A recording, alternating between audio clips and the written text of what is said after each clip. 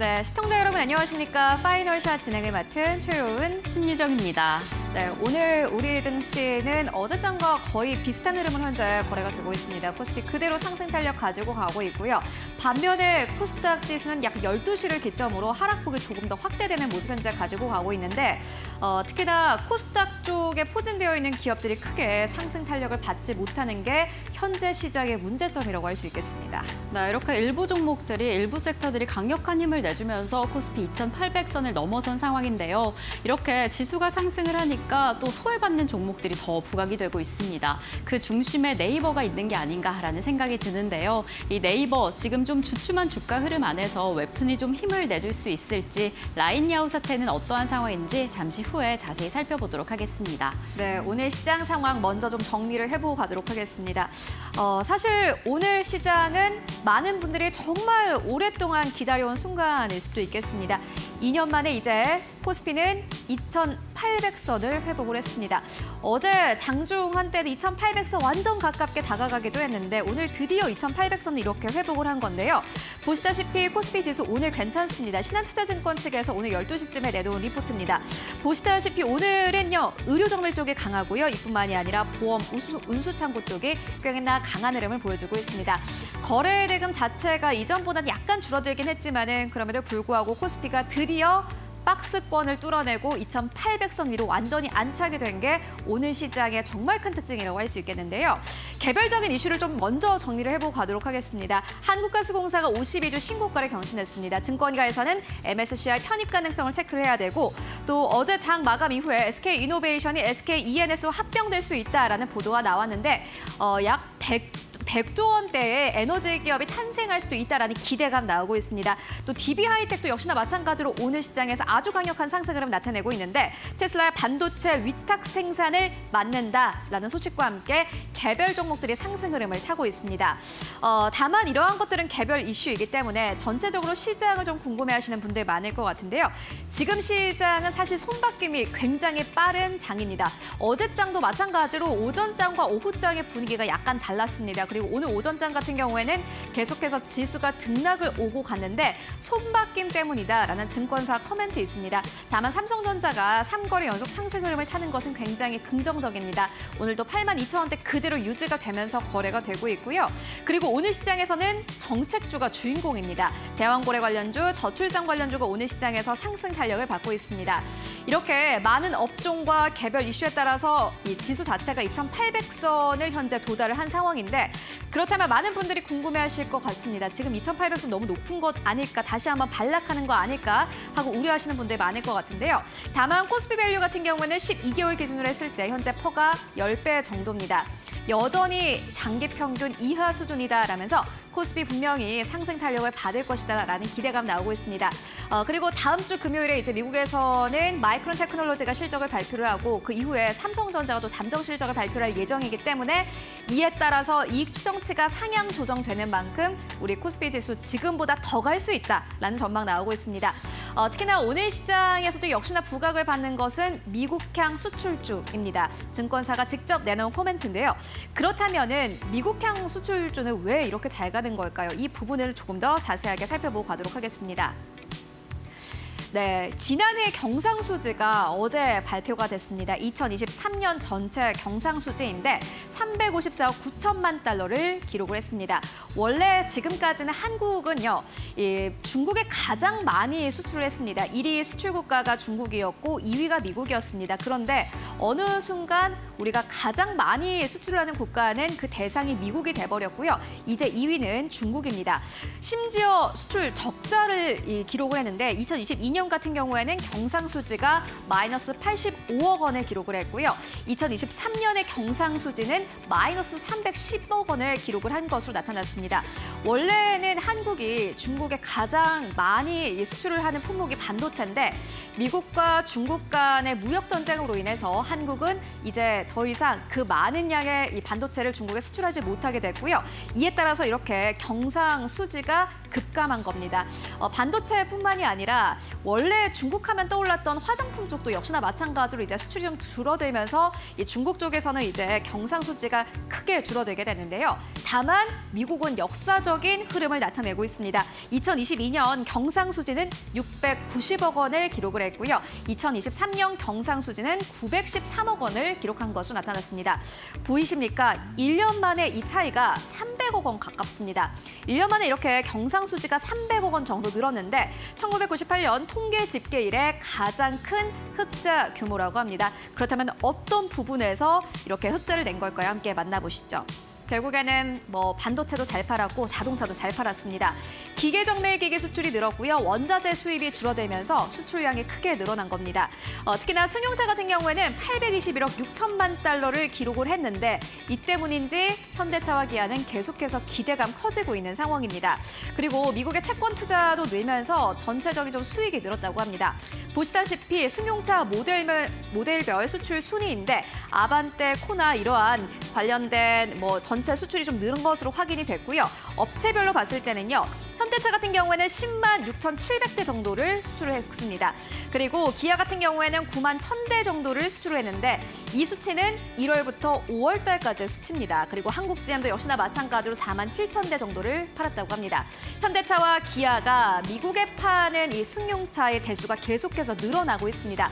그렇기 때문에 현대차, 기아 계속해서 주가 잘 가고 있는 것이다 라고 평가를 해볼 수 있을 것 같고요. 자동차 수출액은 1월부터 5월까지 308억 달러를 기록을 했습니다. 전년 이 동월 대비해서 무려 47% 이상 증가한 것으로 나타났습니다. 동기간에는 역대 최대 실적이라고 하는데 그리고 무엇보다 친환경차 수출액이 21억 8천만 달러를 기록을 해서요. 전년 대비해서 48% 이상 증가했다고 합니다. 자동차도 잘 팔리고 고마진인 이 친환경 차량도 역시나 마찬가지로 수출이 많이 되고 있기 때문에 이에 대한 기대감은 커지는 것은 어떻게 보면 굉장히 당연한 결과다라고 생각을 할 수 있는데요. 이어서 그렇다면은 앞으로의 전망은 어떨지 함께 만나보도록 하겠습니다. 3분기, 4분기가 또 중요하겠죠. 3분기, 4분기 같은 경우에는 수출 산업 경기가 108.4를 기록을 했습니다. 100보다 크면은 개선이 전망이 되고요. 100보다 작으면 악화가 전망이 되는데 보시다시피 대체적으로 현재는 괜찮아질 것이다라는 전망이 나오고 있습니다.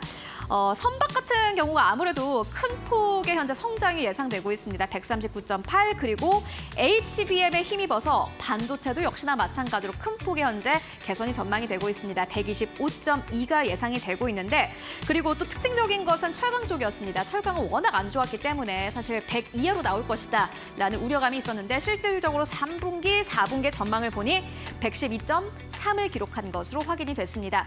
그러니까 좀 결론을 내보면은 지금까지 자동차 잘 팔았고 반도체 잘 팔았는데 3, 4분기 같은 경우에는 자동차보다는 선박 쪽, 반도체 쪽이 더 잘 나갈 것이다 라고 좀 정리를 해볼 수 있을 것 같습니다.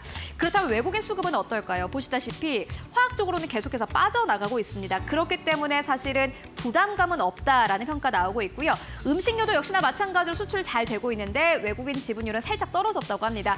이러한 부분들을 함께 체크하시면서 앞으로 3분기, 4분기에서는 어떤 쪽에서 수출이 잘 나올까를 꼭 체크해 보시면 좋을 것 같습니다. 이어서 다음 시그널 신유정 앵커와 함께 만나보시죠.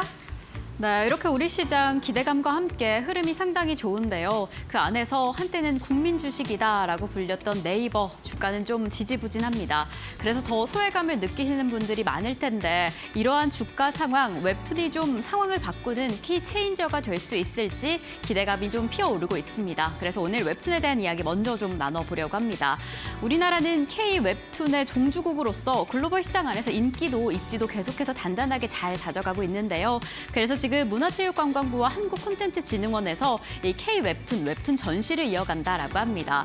6개국에서 웹툰을 전시하면서 우리 웹툰에 대한 관심과 그리고 소비층을 확대하려는 노력으로 보여지고요. 이뿐만 아니라 지금 해외에서 열심히 일을 하고 있는 이 웹툰 관련주들, 웹툰 엔터테인먼트와 같은 기업들의 해외 진출 기반을 더 탄탄하게 만들어주려는 목표로 좀 보여집니다. 그래서 이러한 기업들이 우리 K 웹툰에 대한 힘뿐만 아니라 관련된 기업들의 힘 흐름을 이끌어줄 수 있을지 그 부분을 좀 주목해 보시면 좋을 것 같은데요. 바로 오늘은 웹툰 엔터테인먼트와 네이버에 대한 이야기를 나눠보려고 합니다. 이 웹툰 엔터테인먼트 나스닥 상장에 대한 이야기가 전해오고 있습니다. 바로 어제 이 웹툰 엔터테인먼트는 미국 증권거래위원회에 증권 신고서를 제출했습니다. 지금 많으면 이 상장 이후에 4,300억 원 규모의 상장 이후 기업 가치를 평가받을 것이다라고 보이고 있고 지금 약 3,700억 정도의 예상 금액이 확인이 됩니다. 어제 제출한 신고서에 따르면 공모가 희망 범위는 주당 18에서 21달러 정도 책정이 된 상황이었습니다. 지금 이런 상황 상당히 좀 긍정적으로 평가되고 있는 부분이 있습니다. 아무래도 네이버의 기업 가치를 좀 이끌어주지 않을까라는 기대감도 있고 지금 이미 북미 시장 안에서 이 글로벌 콘텐츠 시장을 좀 어느 정도 그 입지를 탄탄히 다졌다라고 평가를 받기도 합니다.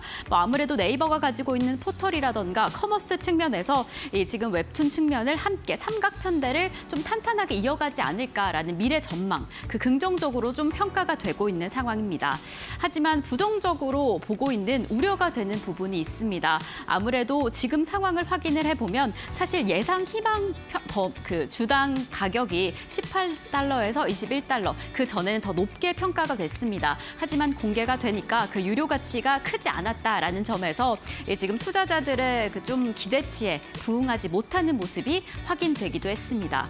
그리고 지금 네이버가 가장 어려움으로 겪고 있는 지배구조, 그 관계가 계속 이어질 것이다라는 염려가 좀 보이고 있는데 지금 상장 이후의 지배구조를 확인을 해보면 웹툰 엔터테인먼트 같은 경우에 네이버가 63%를 차지할 것으로 보여지고 라인야후가 25%의 지배구조를 가져갈 것으로 보여집니다. 그렇다면 네이버와 라인야후 사이에 그 관계가 온전히 해결이 되지 않는다라고 한다면 이 웹툰 측면 안에서도 또 그 이해 상충 관계가 계속 이어질 것이다. 갈등이 계속 남아있을 것이다. 라는 염려가 좀 강력하게 보이고 있습니다. 그래서 지금 우선 네이버와 라인야후 간의 그 관계를 좀 자세히 살펴보시는 게 중요할 것 같습니다. 지금 해당 관계 어떠한 상황인지 라인야후와의 관계 좀 업데이트 해보도록 하겠습니다. 지금 네이버 아무래도 이 웹툰 엔터테인먼트가 지금 주가를 살려줄 게임 체인저가 되기에는 좀 부족하다라는 평가가 나오고 있는 게 아무래도 이 라인야후와의 관계가 아닐까 싶습니다. 지금 주가상 상당히 지지부진한 흐름을 보이고 있습니다. 오늘 시장 기준에서도 16만 원대 지나가고 있는데 이 16만 원대는 지금 8년 전의 수준이고 올해 들어서만 26% 가까운 주가 하락세를 보였습니다. 특히나 좀 주목하셔야 될 부분은 외국인과 기관 투자자의 강력한 매도세인데요. 올 한 해만 들어서도 각각 1조 원이 넘는 매물을 출회하는 모습이었습니다. 이러한 상황이 앞으로 주가 상승 개선할 수 있을까, 상승으로 좀 변환될 수 있을까라는 염려에 발목을 잡고 있는 상황인데 라인야후 사태가 아무래도 불안정감을 계속해서 주고 있는 모습으로 보여집니다. 18일에 라인야후 주주총회가 열렸는데 이 해당 주주총회에서 CEO는 네이버와의 결별을 가속화하겠다라는 의지를 좀 더 강력하게 밝혔습니다. 아무래도 관계를 빨리 종료하겠다라는 의지를 재차 밝히기도 했고요. 그리고 오늘 소프트뱅크의 주주총회가 있었습니다. 이 안에서도 네이버와의 결별을 조금 더 강력하게 의지하는 듯한 모습이었는데 지금 네이버와 협의 중이지만 아직 합의에는 도달하지 못했다. 좀 도달하기 어려울 수도 있다라는 의지를 좀 비치기도 했습니다. 지금 이러한 상황 속에서 네이버가 만약에 A홀딩스의 지분을 매각하게 되면 경영권은 소프트뱅크로 넘어갈 것이다라고 보여집니다. 그래서 매각을 하게 되면 지분법 이익 감소에 따라서 이 네이버의 순이익 하락할 것이다. 조금 더 떨어질 것이다라는 전망이 보여집니다. 이렇게 이익이 줄어든다라고 한다면 주가의 상승은 좀 어려울 수도 있다라는 부정적인 전망도 나오고 있고요. 지금 앞두고 있는 일정으로는 28일에 이 일본 개인정보보호위원회 개선책 보고 일정이 남아 있고요. 이제 내달 1일이면 일본 총무성에 이 보고서 제출 마감 기한이 다가옵니다. 어떠한 결과로 이 지금 종결을 맺게 될지 끝까지 살펴보셔야 할 것 같은데 이 네이버의 주가 흐름까지 좀 꼼꼼히 지켜보시는 게 중요할 것 같습니다. 네, 네이버는 지난 5월에 미국 증권거래위원회에 이렇게 신고서를 제출을 했고요. 빠르면은 이제 한 달 안에 상장을 할 수 있다라는 기대감 나오고 있습니다. 또 개인 투자자분들이 많이 가지고 있으신 종목이니만큼 네이버 더 지금보다 탄력받을 수 있을지 기대해 보도록 하겠습니다. 네, 그럼 오늘의 파이널샷 출발합니다.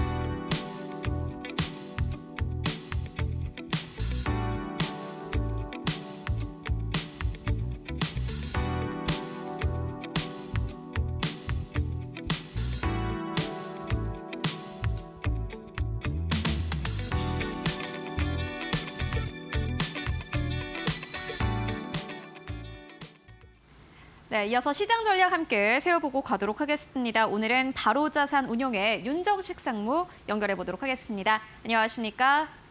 네, 안녕하세요. 네, 상무님 드디어 이제 코스피가 2,800선 뚫어냈습니다. 코스피 지수 지금보다 더 탄력받을 수 있을까요? 어떻게 보십니까? 네, 사실 탄력이 예상보다 좀 더 좋죠. 제가 이 시간에 긍정적인 쪽으로 조금 더 무게중심이 기울었다라는 말씀을 최근에 좀 드렸었는데, 사실 미국 증시 휴장일 때에는 국내 증시 같은 경우 좀 보합권이거나 아니면 일부 소폭 좀 하락하는 그런 모습들이 좀 많았었고, 특히 외국인의 수급이 차익 실현 매물이 좀 나오거나 일부 좀 매도하는 시장 관망세인데 좀 걱정이 되는 기관들은 좀 파는 그런 모습들이 좀 많이 나타났었는데, 오늘 같은 경우는 미국 시장 휴장이었음에도 불구하고 이 코스피에서 외국인이 3천억, 기관이 2천억 원대의 매수를 보여줬고요. 사실 2,800포인트에서 차익 실현 매물 계속적으로 좀 나올 가능성이 높아 보인다.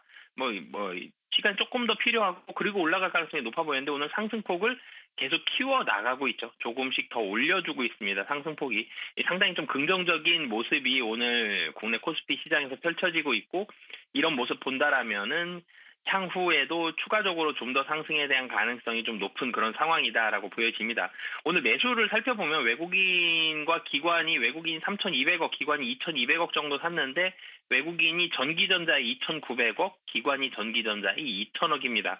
매수 금액 거의 다 90% 이상 이 반도체, 삼성전자와 SK 하이닉스 샀다라는 얘기거든요. 이 두 종목에 그만큼 기대감 그리고 실적에 대한 확신 이런 부분들이 계속적으로 수급에도 상당히 좀 많이 녹아 있다라고 보시면 되겠습니다. 어제 같은 경우 SK 하이닉스 고점 대비해서 상당히 좀 많이 미끄러지면서 이게 상승 탄력이 많이 둔화된 거 아니냐라는 우려감이 있었는데, 오늘 다시 1.7% 상승하면서 어제 고점 향해서 계속적으로 좀 올라가고 있죠.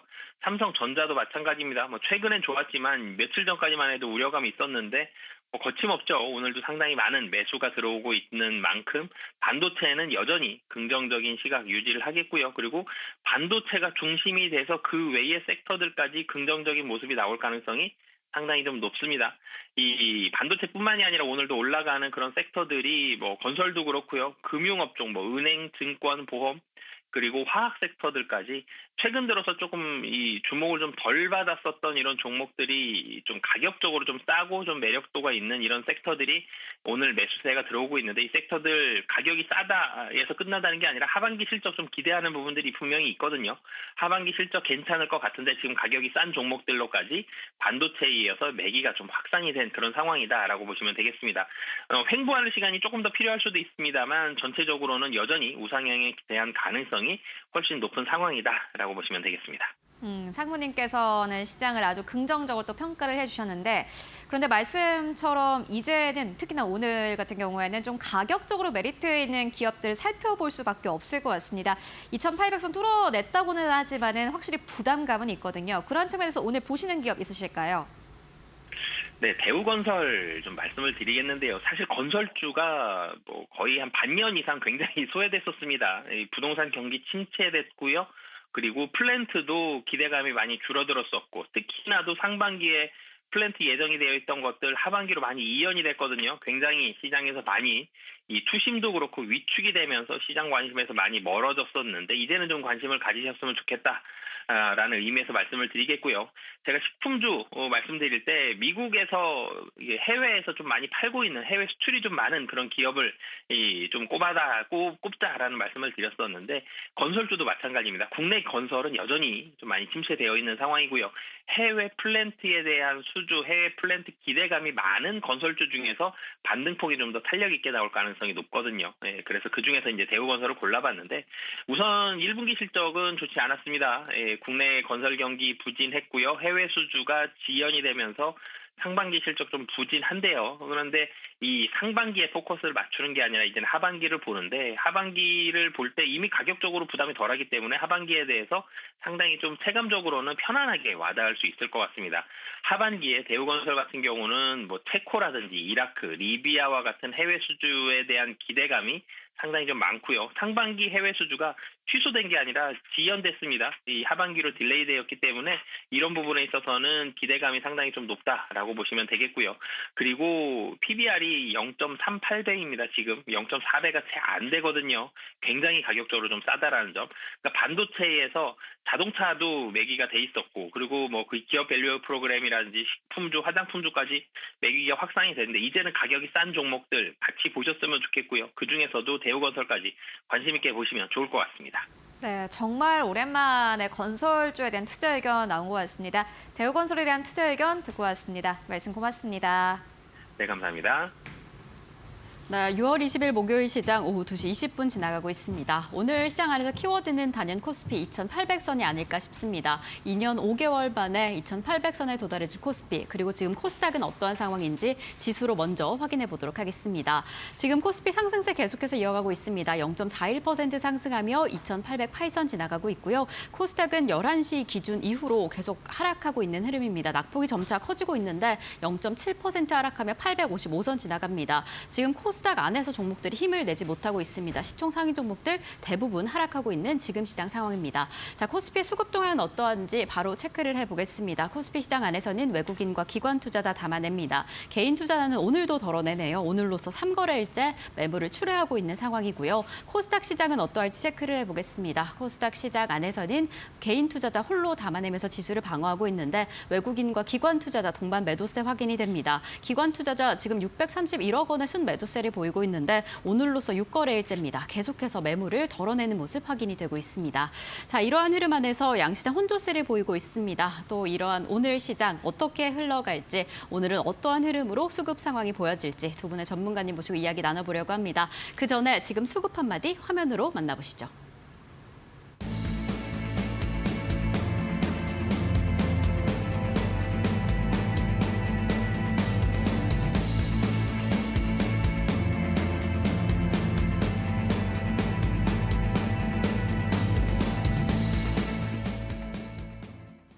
자, 오늘은 또 어떠한 흐름으로 이어가게 될까요? 두 분의 전문가님 모시고 자세한 이야기 나눠보겠습니다. ISS의 김태성 본부장님, 헤르메스 스탁의 하청환 본부장님 나와주셨습니다. 두 분 어서 오세요. 네, 지금 오후 2시 22분 지나가고 있는데 양시장 좀 혼조세를 보이고 있습니다. 그래도 코스피 2,800선 터치해줬다라는 이야기를 저희가 계속해서 드리고 있는데 오늘 본부장님 시장 좀 어떻게 보고 계셨을까요? 참 지수는 올라왔는데 네. 우리 계좌는 왜 이렇게 변화가 그러게요. 없을까라고 이제 느껴질 수밖에 네. 없는 증시의 연속이 아닌가 싶습니다. 일단 전일 미증시가 휴장함에 따라서 우리나라 증시도 주도주가 굉장히 강하다라기보단 시총 상위 몇 기업이 지금 강하면서 지수를 이끌고 있다라고 좀 보시면 될 것 같고요. 그 외에 이제 중소형주 안에서는 개별 뉴스가 좀 나오는 종목군들이 상대적으로 강세다. 오늘 오전 같은 경우에는 저출산 관련주, 그리고 장 후반부로 갈수록 계속해서 이제 SK 이노베이션에 대한 어떤 수급의 강도가 조금씩 이제 강해지고 있기 때문에 뉴스가 나오는 쪽의 종목군들 안에서 혹은 가격적인 어떤 메리트가 있는 저평가 대형주들의 오늘 반등세가 두드러지는 날이었다라는 의견 드려보도록 하겠습니다. 네, 정말 지수 정말 오랜만에 흐름도 좋았는데 그렇죠. 자세히 살펴보면 일부 종목들이 이끌어줬기 때문에 대부분의 종목들 가지신 분들은 오히려 소외감을 느꼈던 장이 아닐까 싶습니다. 뭐 이슈를 가진 종목들, 가격의 메리트가 있었던 종목들이 강세를 보이고 있는 상황입니다. 자, 하청환 본부장님은 오늘 시장 좀 어떻게 보셨을까요? 네, 오늘 시장 좋기는 한데 네. 조금 아쉽다라는 생각이 들어서 맞아요. 미증시 휴장에 쉬어가는 국내 증시라고 했는데 이게 어떤 의미냐면은 결국엔 지금 대의장에서 이제 미국의 기술주들이 굉장히 강한 상승력이 나타나고 있고 거기에 따라서 미니 나스닥 같은 경우 지금 0.63% 올라가고 있거든요. 그러니까 지금 엔비디아가 140불 돌파했습니다. 대의장이 지금 7%가 넘게 올라가고 있고 마이크론 테크놀로지도 5% 올라가면서 156불을 또 넘어가고 있는 상황이고요. ARM 같은 경우는 12% 정도가 상승이 나타나고 있거든요. 그러니까 기술주가 굉장히 강해지기 시작을 하면서 10시 이후부터 대의장이 열리니까 그 흐름들이 나오면서 미니 선물들이 올라가기 시작을 하고 그 시간에 맞춰서 삼성전자와 하이닉스가 다시 한번 불을 뿜어주면서 지금 지수 상승이 조금 더 확대가 되고 있다고 보시면 될 것 같습니다. 수급적인 부분에서는 상당히 좀 중요한 기점에 있다라고 말씀을 드리고 싶은데요. 일단 선물 같은 경우는 누적이 지금 1조 7천억 수준까지 좀 올라왔습니다. 전일 기준으로 1조 8천억 정도 규모인데 최근에 이제 작년 11월부터 기준으로 봤을 때 선물의 총 누적액이 2조를 넘어섰던 적이 거의 없습니다. 그러니까 어떻게 보면 밴드 상단에 있다라고 보시면 좋을 것 같고요. 이번에 선물 옵션 동시 만기 직전까지 선물의 총 누적량이 마이너스 4조였기 때문에 지금 단기적으로 6조가 들어왔다라고 보시면 됩니다. 정말 많은 수급에 들어온 상황이고 사실 기간은 오늘 더 들어와야 돼요. 지금 2천억 들어오고 있는데 사실상 선물이 단기간에 3조 넘게 들어왔는데 기간에서 수급 꼴랑 7천억밖에 안 들어왔습니다. 원래는 1.5조 정도는 같이 맞춰주는 흐름들이 나타나야 되는데 그걸로 본다라고 한다면 지수의 상방은 더 열리는 게 맞다라고 보시면 됩니다. 그래서 미국 본장에서 특별한 뭐 실업 청구 건수라든지 이런 것들이 21시 30분에 발표가 나는데 그 부분에서 변화가 크지 않다라고 한다면 대장에서의 이런 흐름들이 본장에서도 유지가 될 거고요. 그럼 아마 내일 야간 선물 급등을 하면서 다음 거래를 또 급등 출발을 할 수 있으니까 그런 부분들 좀 잘 체크해 보시면 좋을 것 같습니다. 네, 지금 글로벌 시장 안에서 기술주가 정말 강력한 흐름을 보이면서 우리 삼성전자, SK하이닉스에도 좀 불을 지펴주고 있습니다. 해당 이슈 때문에 지수가 잘 가고 있는데 그래서 지금 수급의 특징이 더 유의미할 것 같습니다. 이러한 흐름이 어떠한 흐름을 만들어내는지 어떤 종목의 특징을 가져가게 되는지 확인해 보도록 하겠습니다. 그럼 저희는 최윤 앵커와 함께 지금 수급적 특징을 보이는 종목들 만나보겠습니다. 네, 오늘 코스피 안에서 외국인 투자자들은 3천억 원 넘게 사고 있습니다. 말 그대로 바이 코리아 기조가 지속되고 있는데요. 오늘 외국인 투자자들은 SK하이닉스를 가장 많이 삽니다. 두 번째로는 한화 에어로스페이스, 세 번째로는 SK, 네 번째로는 DB하이텍, 그리고 다섯 번째로 굉장히 의외의 이름이 올라와 있습니다. 셀트리온 오늘 시장에서 다섯 번째로 가장 많이 매수하고 있고요. 매도하는 기업들 살펴보면 오늘 시장에서 삼성전자, LG화학, LX세미콘, HMM, 그리고 다섯 번째로는 하이브 이름 올리고 있습니다. 코스닥 안에서의 수급 흐름도 함께 만나보시죠. 네, 오늘 코스닥 안에서는 외국인들이 리가캠바이오를 가장 많이 매수하고 있습니다. 결국에는 주가를 끌어올리는 것은 외국인 투자자들인 듯하고요. 두 번째로는 SOOP, 그리고 세 번째로는 JYP 엔터, 네 번째로는 삼천당제약, 다섯 번째로는 청담글로벌 올라와 있습니다. 매도하는 기업들 살펴보면은 카페24를 오늘 시장에서 가장 많이 매도하고 있고요. 두 번째로는 알테오젠, 세 번째로는 에코프로, 그리고 네 번째로는 주성 엔지니어링, 다섯 번째로는 태성 올라와 있습니다. 그렇다면 기관 투자자들은 오늘 시장에서 어떠한 기업을 사고 있을까요? 먼저 코스피입니다. 네, 기관 투자자들은 오늘 시장에서 SK이노베이션을 가장 많이 담고 SK를 가장 많이 팔아치우고 있습니다. 두 번째로는 DB하이텍입니다. 오늘 외국인과 기관의 쌍끌이 매수가 들어오고 있고요. 세 번째로는 삼성전자, 네 번째로는 LG디스플레이, 다섯 번째로는 LG전자 올라와 있습니다. 그리고 매도하는 기업들 살펴보면은 기관도 역시나 마찬가지로 오늘 시장에서 HMM 매도하고 있고요. 세 번째로는 네이버 이름 올리고 있습니다. 네 번째로는 포스코 인터내셔널, 그리고 기관 투자자도 오늘 외국인과 함께 LG화학 현재 매도하고 있습니다. 코스닥 안에서의 수급 흐름도 함께 만나보시죠. 네, 오늘 기관 투자자는 카페24를 가장 많이 현재 사고 있습니다. 외국인들이 가장 많이 팔아치운 기업이었는데 오늘 시장에서 기관은 오히려 매수 집중되고 있고요. 두 번째로는 이녹스 첨단 소재, 세 번째로는 실리콘투, 네 번째로는 인탑스, 그리고 다섯 번째로는 원익큐엔시 올라와 있습니다. 매도하는 기업들 살펴보면은 리가캠바이오, PSK홀딩스, VT, HPSP, 동젠세미캠 이름 올리고 있습니다. 지금까지 수급 상황 함께 살펴보고 왔습니다. 자, 이렇게 기관과 외국인이 많이 담아내고 덜어내는 흐름들 체크를 해봤습니다. 그렇다면 두 분의 전문가님들은 어떤 종목을 특징주로 보고 계시는지 지금 화면으로 바로 확인해 보도록 하겠습니다. 김대성 본부장님께서는 KC텍과 바이넥스를, 하정환 본부장님께서는 KB금융과 HMM을 오늘의 특징주로 잡아주셨습니다. 한 종목씩 수급적 상황을 좀 체크해 보려고 하는데요. 첫 번째로 KC텍부터 출발해 보겠습니다.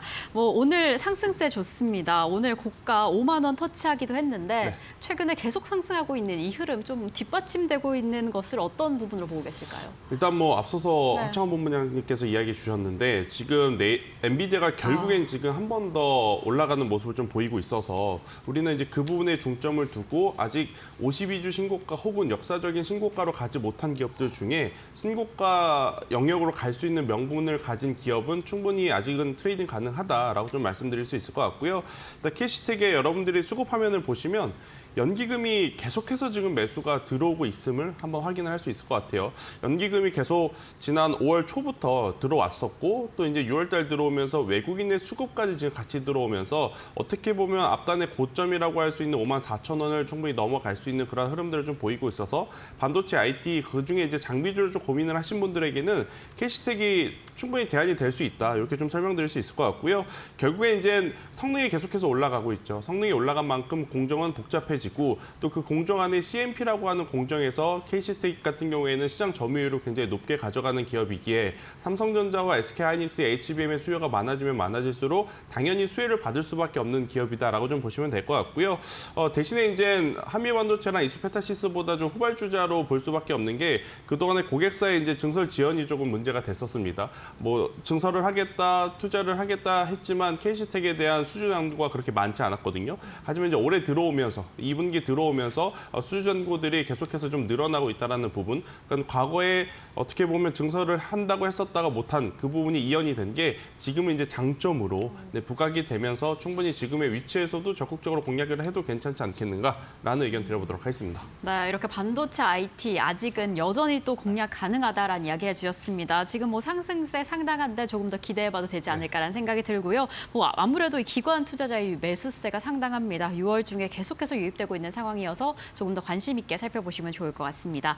자, 하창환 본부장님께서는 첫 번째 종목으로 KB금융 잡아주셨습니다. 네. 어제에 이어서 오늘도 상승하고 있는데 어제 상승세는 또 외국인과 기관이 잘 받쳐줬습니다. 뭐 어떻게 보고 계실까요, KB금융? 네, 긍정적으로 보고 있습니다. 네, 전일에도 네네. 외국인과 기관의 수급이 강력하게 들어왔는데 그렇죠. 이게 이제 한 2, 3거래일 동안에 외국인과 기관이 양매도를 좀 하다가 다시 좀 턴을 했다라는 부분에서 의미가 있고요.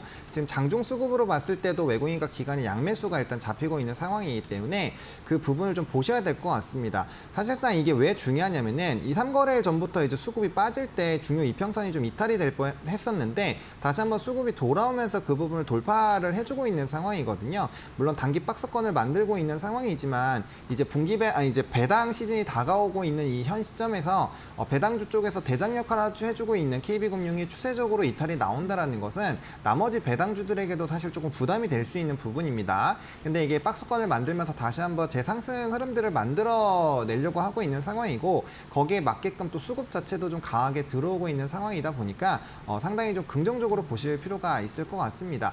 기본적으로 우리나라에서 3분기와 4분기에는 밸류업 프로그램에 대한 이벤트들이 있을 것이고 또한 이제 지수 상방에 대한 지금 가능성이 굉장히 높아지고 있는 상황에서 작년부터 강력한 외국인의 수급 트리거를 만들어낸 게 밸류업 프로그램이기 때문에 이 회사의 주가가 어떻게 움직이는 것은 상당히 좀 의미 있겠다라고 보시면 좋을 것 같고요. 또 균등 배당을 도입을 하고 추가적으로 자사주 매입과 소각, 추가적인 주주 환원 정책도 기대가 되고 있기 때문에 이런 대표적인 기업들이 어떠한 과정이 나오는지에 따라서 밸류업에 대한 기대감도 달라질 수 있기 때문에 그런 지표 부분으로는 상당히 좀 중요하겠다라고 정리드리겠습니다. 네, KB금융 자사주 매입 관련 이슈도 있고 균등 배당 측면에서도 이 밸류업에 대한 기대감 더 가져갈 것이다라고 이야기해 주셨습니다. 뭐 수급도 워낙 잘 보여지고 있어서 KB금융 그 상승세 계속 지켜보시면 좋을 것 같습니다.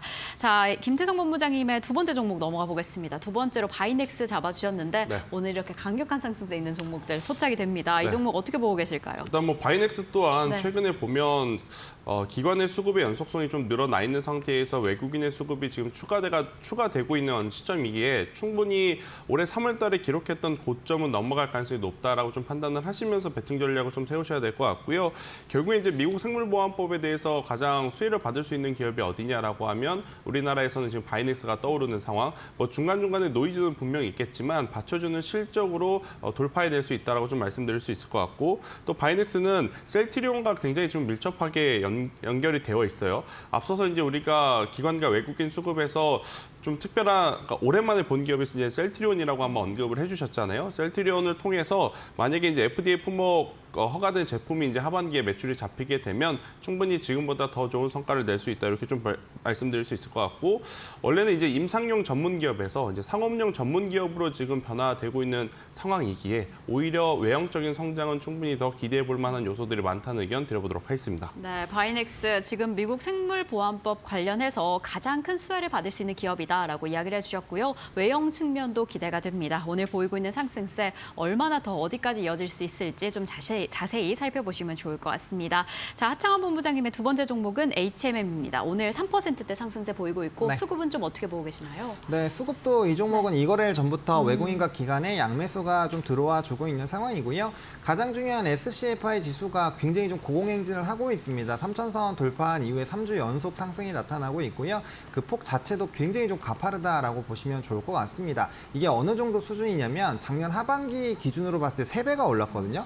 거의 이제 소형, 중소형주가 급등하는 것만큼 굉장히 가파르게 오르고 있는데 이런 해상 운임 관련된 종목군들은 사실 주가가 뭐 계속적으로 우하향을 하고 있었던 상황이죠. 물론 이제 HMM 같은 경우는 이제 채권에 대한 이런 전환이라든지 그런 흐름들을 보시긴 해야 되겠지만 운임 지수에 따른 1분기 이후에 2분기 실적에 대한 기대감이 굉장히 높아지고 있고 증권가에서도 그런 분석이 나오고 있기 때문에 상당히 좀 기대를 해보시면 좋을 것 같고요. 결과적으로 운임 지수에 대한 이런 중국의 수출 밀어내기라든지 홍해 관련된 이벤트가 끝나지 않았기 때문에 운임 지수에 따른 뭐 한동안의 좀 들썩거림은 충분히 나올 수 있지 않을까 생각하고 있습니다. 네, HMM 지금 또 컨테이너 운임 지수가 계속해서 상승을 하고 있습니다. 관련해서 이 운임 관련된 종목도 좀 기대가 되는 상황인데 HMM 역시나 얼마나 더 힘을 가져갈 수 있을지 자세히 살펴보시면 중요할 것 같고요. 그럼 저희는 오늘 두 분과 여기에서 인사드리겠습니다. 오늘도 감사드립니다.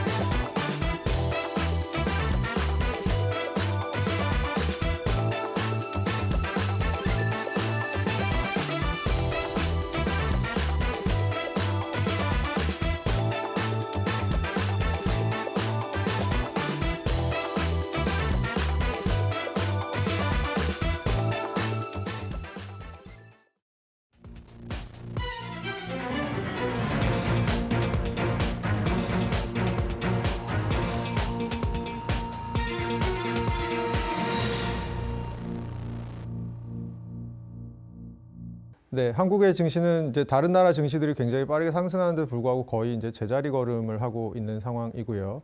뭐 그런 것의 이면을 살펴보면 작년 말부터 뭐 저희가 밸류업이라고 생각했던 것들 여러 가지로 코리아 디스카운트를 해결하려고 했던 부분이 제대로 해결되지 않은 부분 혹은 그것을 해결하는데 굉장히 오랜 시간이 걸릴 것이라고 예상되는 부분 하나와 저희 시총의 한 20% 정도 차지하는 반도체 기업들이 지금은 조금 이제 다시 속도를 붙이고 있는 수출 같은 데 속도를 붙이고 있는 상황이지만 사실 올 상반기까지는 그렇게 업황이 좋지 않았던 것 거기다가 작년에 굉장히 뜨거웠었던 2차 전지가 굉장히 많이 식은 부분 이런 것들이 전반적으로 우리나라 증시가 다른 나라 증시와는 다르게 상반기에 눈부신 어떤 숫자를 보여주지 못한 그런 가장 큰 이유라고 생각합니다.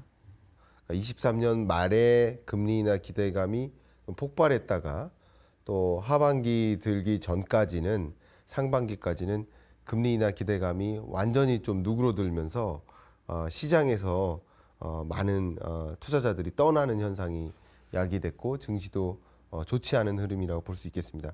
또 글로벌리 봤을 때는 중국 경제가 또 좋지 못했고 홍콩 증시도 또 좋지 못했습니다. 또 그런 관점에서 이제 투자자들이 돈을 어떤 형태로 가지고 있을까를 고민하는 과정에서 중국, 홍콩 증시, 한국 주식보다는 미국 주식을 좀 선호하는 국내 투자자들도 마저도 미국 주식을 좀 선호하는 경향이 두드러지게 나타날 만큼 외국 투자자들, 기관 투자자들도 미국 주식으로 돈이 대거 이동했습니다. 그 돈의 이동은 단지 주식뿐만 아니라 채권 펀드나 뭐 다른 영역에서도 미국으로의 돈의 이동이 굉장히 강하게 일어났었기 때문에 상대적으로 글로벌 증시가 평균적으로 회복세가 있었다 하더라도 한국 증시는 좀 안 좋았고 상대적인 미국 증시는 더 좋았었다. 이런 흐름으로 좀 평가할 수 있겠습니다. 우리나라 증시를 보시는 분들 중에 많이 하시는 말씀이 결국 우리나라 증시는 굉장히 단타장이다라는 얘기를 많이 하십니다. 저희가 증시를 볼 때 주식 가격은 보통은 오랜 시간을 두고 보면 우상향한다고 생각을 하는데 한국의 증시 같은 경우는 사실 우상향하는 것보다는 조금 횡보하는 증시인 거죠. 우리나라 주식은 보통 장기 보유를 하시기보다는 잠깐 갈아타시는 경우가 굉장히 많은데요. 최근 들어서는 AI발 기술혁명 같은 것들, 결국은 미국을 중심으로 굉장한 어떤 엔비디아 이런 일들이 벌어지고 있어서 사실은 이렇게 횡보하는 장에 오래 있기보다는 차라리 국장을 떠나서 미국장으로 가는 것이 낫겠다라고 떠나시는 분들이 상당히 많으신 것 같고요. 실제로 우리나라 그 주식 투자자분들의 미국 주식 보유량도 사상 최고이고, 이렇게 단기적인 매매가 결국은 우리나라 주식시장의 대세가 되게 되면 기업 입장에서도 사실 주식시장을 통한 자금 조달이 굉장히 안정적이지 못하게 되는 거죠. 뭐 그것을 소위 말하는 이제 코리아 디스카운트라고 표현해 볼 수 있겠는데, 저는 이제 거시적인 관점에서 봤을 때 24년의 가장 중요한 경제 트렌드, 하나의 중요한 증시나 거시 경제를 결정짓는 하나의 변수, 그건 이제 지정학적 리스크다라고 보고 있고요. 지정학적 리스크가 고조되면 고조될수록 달러 선호 현상이 집중되죠.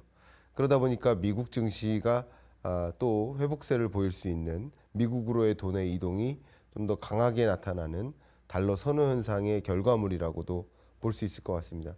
거기에 하나 또 나아가서 생각해 본다면, 앞서 말씀드렸던 중국 홍콩 증시가 좋지 않았는데 한국도 같이 하나의 이 분류로서 평가받는 경향도 있었다.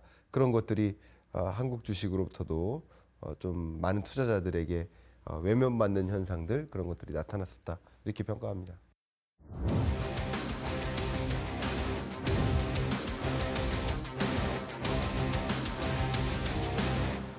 사실은 이제 우리나라 같은 경우는 워낙 수출의 비중이 높은 나라이기 때문에 수출이 어떻게 풀리는지가 나라 경제에도 중요하고 주식시장에도 굉장히 중요한 측면이 저는 있다고 봅니다.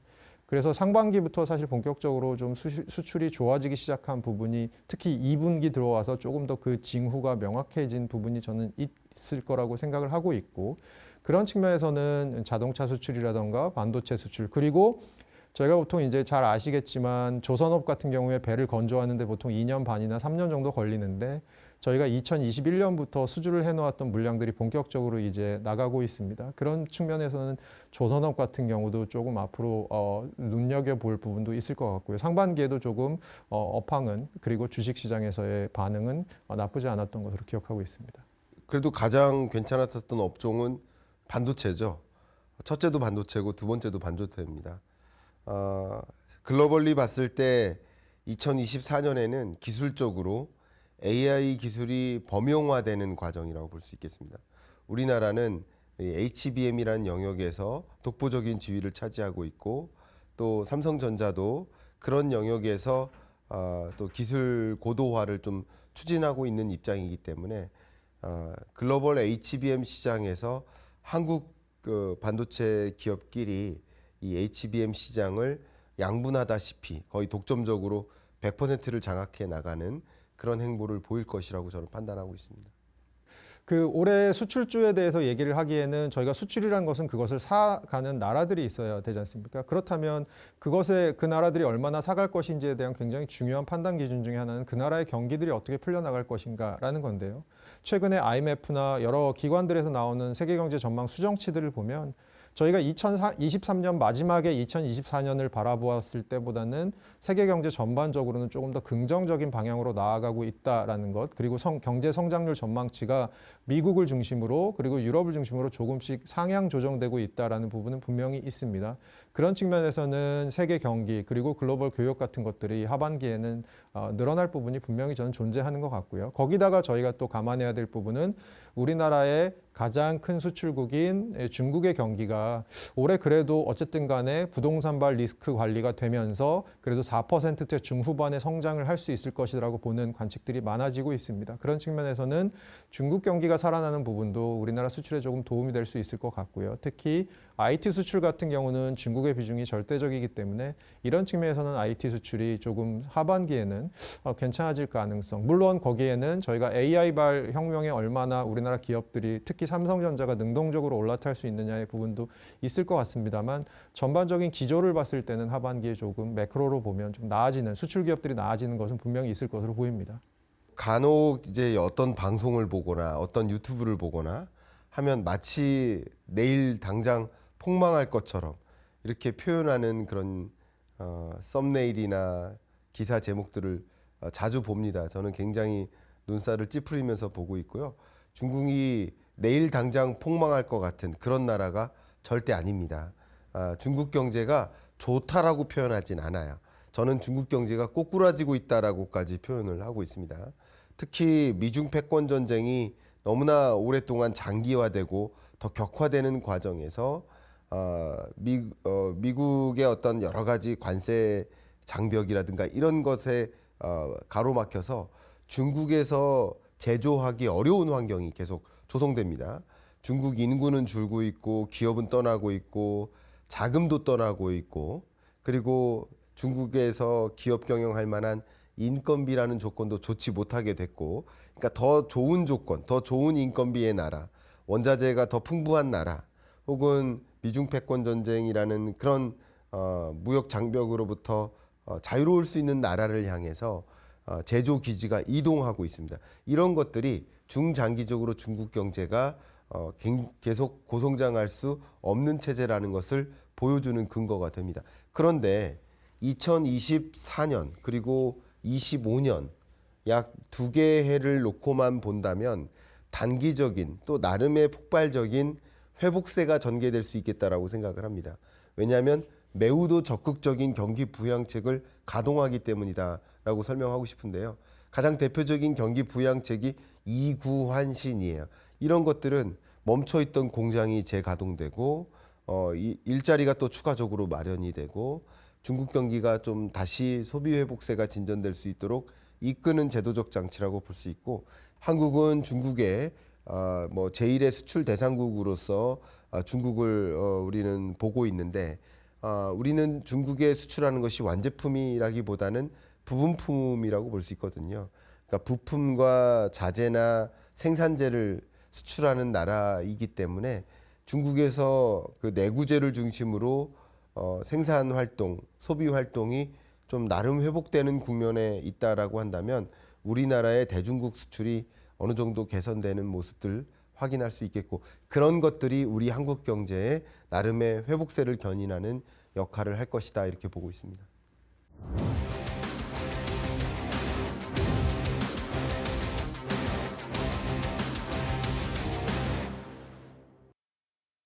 우선은 아주 많이 걱정하시고 있는 부분이 있는데 그 걱정을 그렇게 많이 하실 필요는 없다고 말씀드리고 싶은 부분은 IRA 부분입니다. 만약에 IRA가 트럼프가 당선이 되었을 때 더 뒤집히는 것이 아니냐라고 생각하시는 분들이 계신데 그것은 사실 올해 미국의 대선도 있지만 미국의 일반 선거도 있습니다. 상원의 3분의 1이 바뀌고요. 하원이 다 바뀌게 됩니다.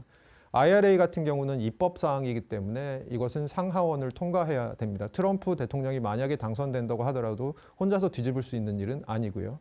물론 폐기하려고 노력은 하겠죠. 하지만 그 상하원의 역학구도에 따라서 이것들은 지속될 가능성도 있는 부분이기 때문에 누가 대통령이 되느냐와 함께 조금 눈여겨보셔야 될 부분은 상하원의 구성이 어떻게 돼 가느냐도 좀 눈여겨보실 분은 저는 있다고 생각을 하고요. 그런 측면에서 저는 오히려 눈여겨보아야 될 부분은 트럼프 대통령이 당선된다, 바이든 대통령이 당선된다라고 했을 때 저는 바뀔 수 있는 부분 중에 가장 큰 부분은 그 친환경 관련된 정책들에 있어서 조금 변화가 있지 않을까라고 생각이 들고요. 이것들은 우리나라가 사실은 굉장히 많이 수출하고 있는 자동차 산업에도 영향을 줄 수도 있고요. 그 외에도 여러 가지 전력이나 발전 이런 여러 가지 산업들에 영향을 줄 수 있기 때문에 오히려 저는 친환경 정책 쪽에서 조금 어떤 흐름들이 있을 수 있는지 좀 지켜보시는 것도 저는 중요하다고 생각합니다. 뭐 대선이 있다 아니면 총선이 있다라고 했을 때 항상 주식시장에는 테마주라는 것들이 등장하죠. 마치 그런 것처럼 저는 이걸 꼭 테마주로 분류를 하고 싶지는 않지만 미국 대선을 앞에다 두고 두 후보가 굉장히 다르게 촉진하고자 하는 산업의 기조가 차이가 이렇게 나타나고 있기 때문에 그게 조금 더 확실해지는 국면에 누가 확실히 당선이 될 거야. 그리고 실제 이 대선 결과가 발표된다. 이런 어떤 모멘텀이 있을 때마다 해당 후보가 적극적으로 추진하고 있는 촉진하고자 하는 그런 유망 산업, 그런 산업들을 중심으로 증시에 반영이 되어서 나타날 것이라고 생각하고 있습니다.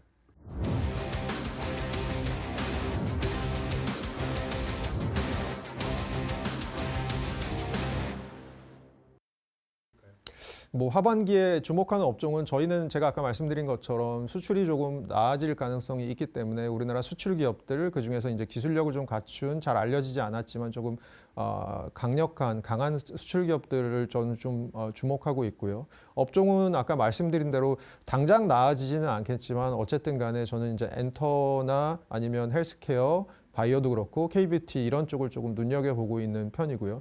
다만 이제 문제는 이런 기업들이 저희 경험상 굉장히 변동성이 큰 장세로 들어가면 변동성이 같이 커지는 대표적인 업종들이라는 점에서 저는 조금 뭐 그런 점에서는 투자에 유의할 부분은 있을 것 같습니다만 저는 오히려 중장기적으로 좀 우상향할 수 있는 여지가 있다면 아마 이런 업종들이 아닐까라고 좀 보고 있습니다. 뭐 우리나라는 사실 올 하반기로 가면서 경제가 얼마나 나아질지 지금 한국은행에서는 최근 들어서 성장률 전망치를 2.1에서 2.5까지 올린 상황이고 전반적으로 이런 상향 추세는 지속될 거는 같습니다만 그것들이 과연 이제 수출 중심의 반등인데 내수까지 어느 정도까지 영향을 미칠 수 있을지 그것들이 우리나라 경제 지표의 나머지 부분들을 또 결정하는 중요한 부분이고 그것들이 또 제가 보기에는 수출 이외의 다른 부분에 있어서의 주식시장에 미칠 영향이 있기 때문에 매크로 측면에서 봤을 때는 그 정도를 좀 보시는 게 좋지 않을까라고 생각하고 있습니다. 22년, 23년 또 24년 상반기까지는 이른바 긴축의 시대였고 긴축의 시대 동안에는 금리가 높게 형성되기 때문에 많은 돈이 굳이 시장에 머물 이유가 없었어요. 그래서 은행으로 돈이 대규모로 쏠렸었고 그만큼 주식시장, 부동산 시장에서 돈이 빠져나오는 국면이기 때문에 시장은 좋지 못했었다라고 평가할 수 있겠죠. 이제 2024년 하반기는 비로소 긴축의 시대에서 완화의 시대로 차츰차츰 건너가는 전환기라고 좀 표현을 할게요. 그런 전환기라고 볼 수 있기 때문에 그 어떤 시점보다도 여러분들이 스스로 어떤 식으로 포트폴리오를 구축해 놓을까, 어떤 식으로 내가 자산 관리를 할까 하는 고민을 좀 더 적극적으로 해야 할 시점이 아닌가 그런 생각을 해보고요. 24년 하반기에 미국은 한 차례 정도 금리를 인하하고 세계 주요국들도 한 차례 혹은 두 차례 정도 금리 인하를 단행하고 한국도 역시 한 차례 정도의 금리 인하를 단행하고 그리고 이어서 25년에 뭐 두세 차례의 추가적인 금리 인하를 천천히 점진적으로 중립금리라는 그 목표하는 금리를 향해 저마다의 국가가 금리를 정상화해 나가는 그런 국면이기 때문에 완화의 시대로의 전환은 있지만 매우 점진적인 전환이 있겠다. 이런 것들은 이 자산시장에도 점진적인 변화를 이끌어올 그런 변수가 될 것이다. 이런 의견 드리고요. 그런 관점에서 여러분들이 거시경제에 대한 이해를 갖고 지금 어떤 국면이고 어떤 시대로 전환되는지를 좀 구분하시고 이 시대에 걸맞는 포트폴리오를 좀 구축하기 위한 노력, 그런 노력들을 하시면 어떨까 추천을 드리고 싶습니다.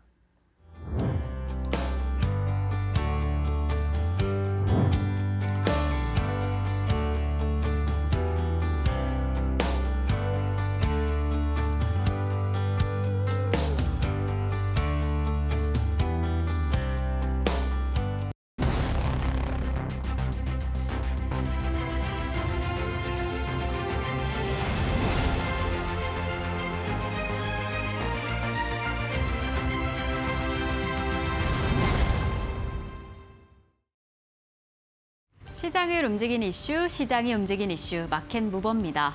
이번 주 우리 시장 안에서 증시를 또 큰 폭으로 움직였던 이슈 중에 하나가 저출생 대책이 아닐까 싶습니다. 윤 대통령은 지금 상황을 인구 국가 비상사태다라고 선언을 하면서 범국가적인 총력 대응으로 이 상황을 해결하겠다라고 덧붙이기도 했습니다. 지금 공개가 된 1분기 합계 출산율은 0.76명으로 역대 최저 수준이었는데요. 이에 윤 대통령은 2030년까지 1명대까지 끌어올리겠다라는 목표를 공개하기도 했습니다. 그리고 인구 전략 기획부를 출범했는데요. 이 기획부 안에서 교육, 노동, 복지와 관련된 전반적인 사회 정책을 담당하면서 정말 지금 겪고 있는 저출생 문제를 해결하기 위해서 총력을 다하겠다라는 의지를 공개했습니다. 이번에 공개가 된 이 저인구 대책 안에 어떤 내용이 있을지 한 가지씩 좀 살펴보도록 하겠습니다. 여러 가지 내용이 다뤄졌는데 어떤 내용이 포함되어 있었을까요? 우선 첫 번째로 주거 관련된 문제입니다. 주거를 해결하겠다라는 의지가 공개가 되었는데요. 이 주거뿐만 아니라 육아휴직제도 그리고 난임 해결 관련된 이슈가 포함이 되어 있습니다. 자세한 내용을 살펴보시면 주거 관련해서는 이 주거 혜택을 받을 수 있는 그 대상 소득 범위를 넓히겠다라는 계층 확대를 했습니다. 사실 어찌 보면 돈을 좀 많이 버는 고소득층의 이 소득까지 포함이 된 건데요. 올해는 1억 3천만, 이 부부 소득 합산이 1억 3천만 이하의 부부들에게 해당이 되는 부분이었는데 하반기부터는 2억 원 이하, 그리고 내년부터는 그 앞으로 3년간 최대 2억 5천만 원을 버는 그 가구까지 이 특례 대출을 받도록 하기로 했습니다. 이렇게 신생아 특례 대출을 받을 수 있는 소득 계층이 확대가 된 겁니다. 이뿐만 아니라 청약 기회도 확대가 됐습니다. 이 부부가 되기 전에 각각 청약을 이미 받았더라고 하더라도 이 부부가 된 이후에 특별 공급 청약은 한 차례 더 받을 수 있게 그 기회가 확대가 되었고요. 그리고 이 주택 공급량 자체도 확대가 됐습니다. 일반 공급분 역시나 20% 이상으로 포함이 되었고 지금 그린벨트를 해제해서 해당 출산 그리고 신혼 가구에 1.4만 보를 배정하겠다라고 공급 자체도 좀 늘린 상황입니다.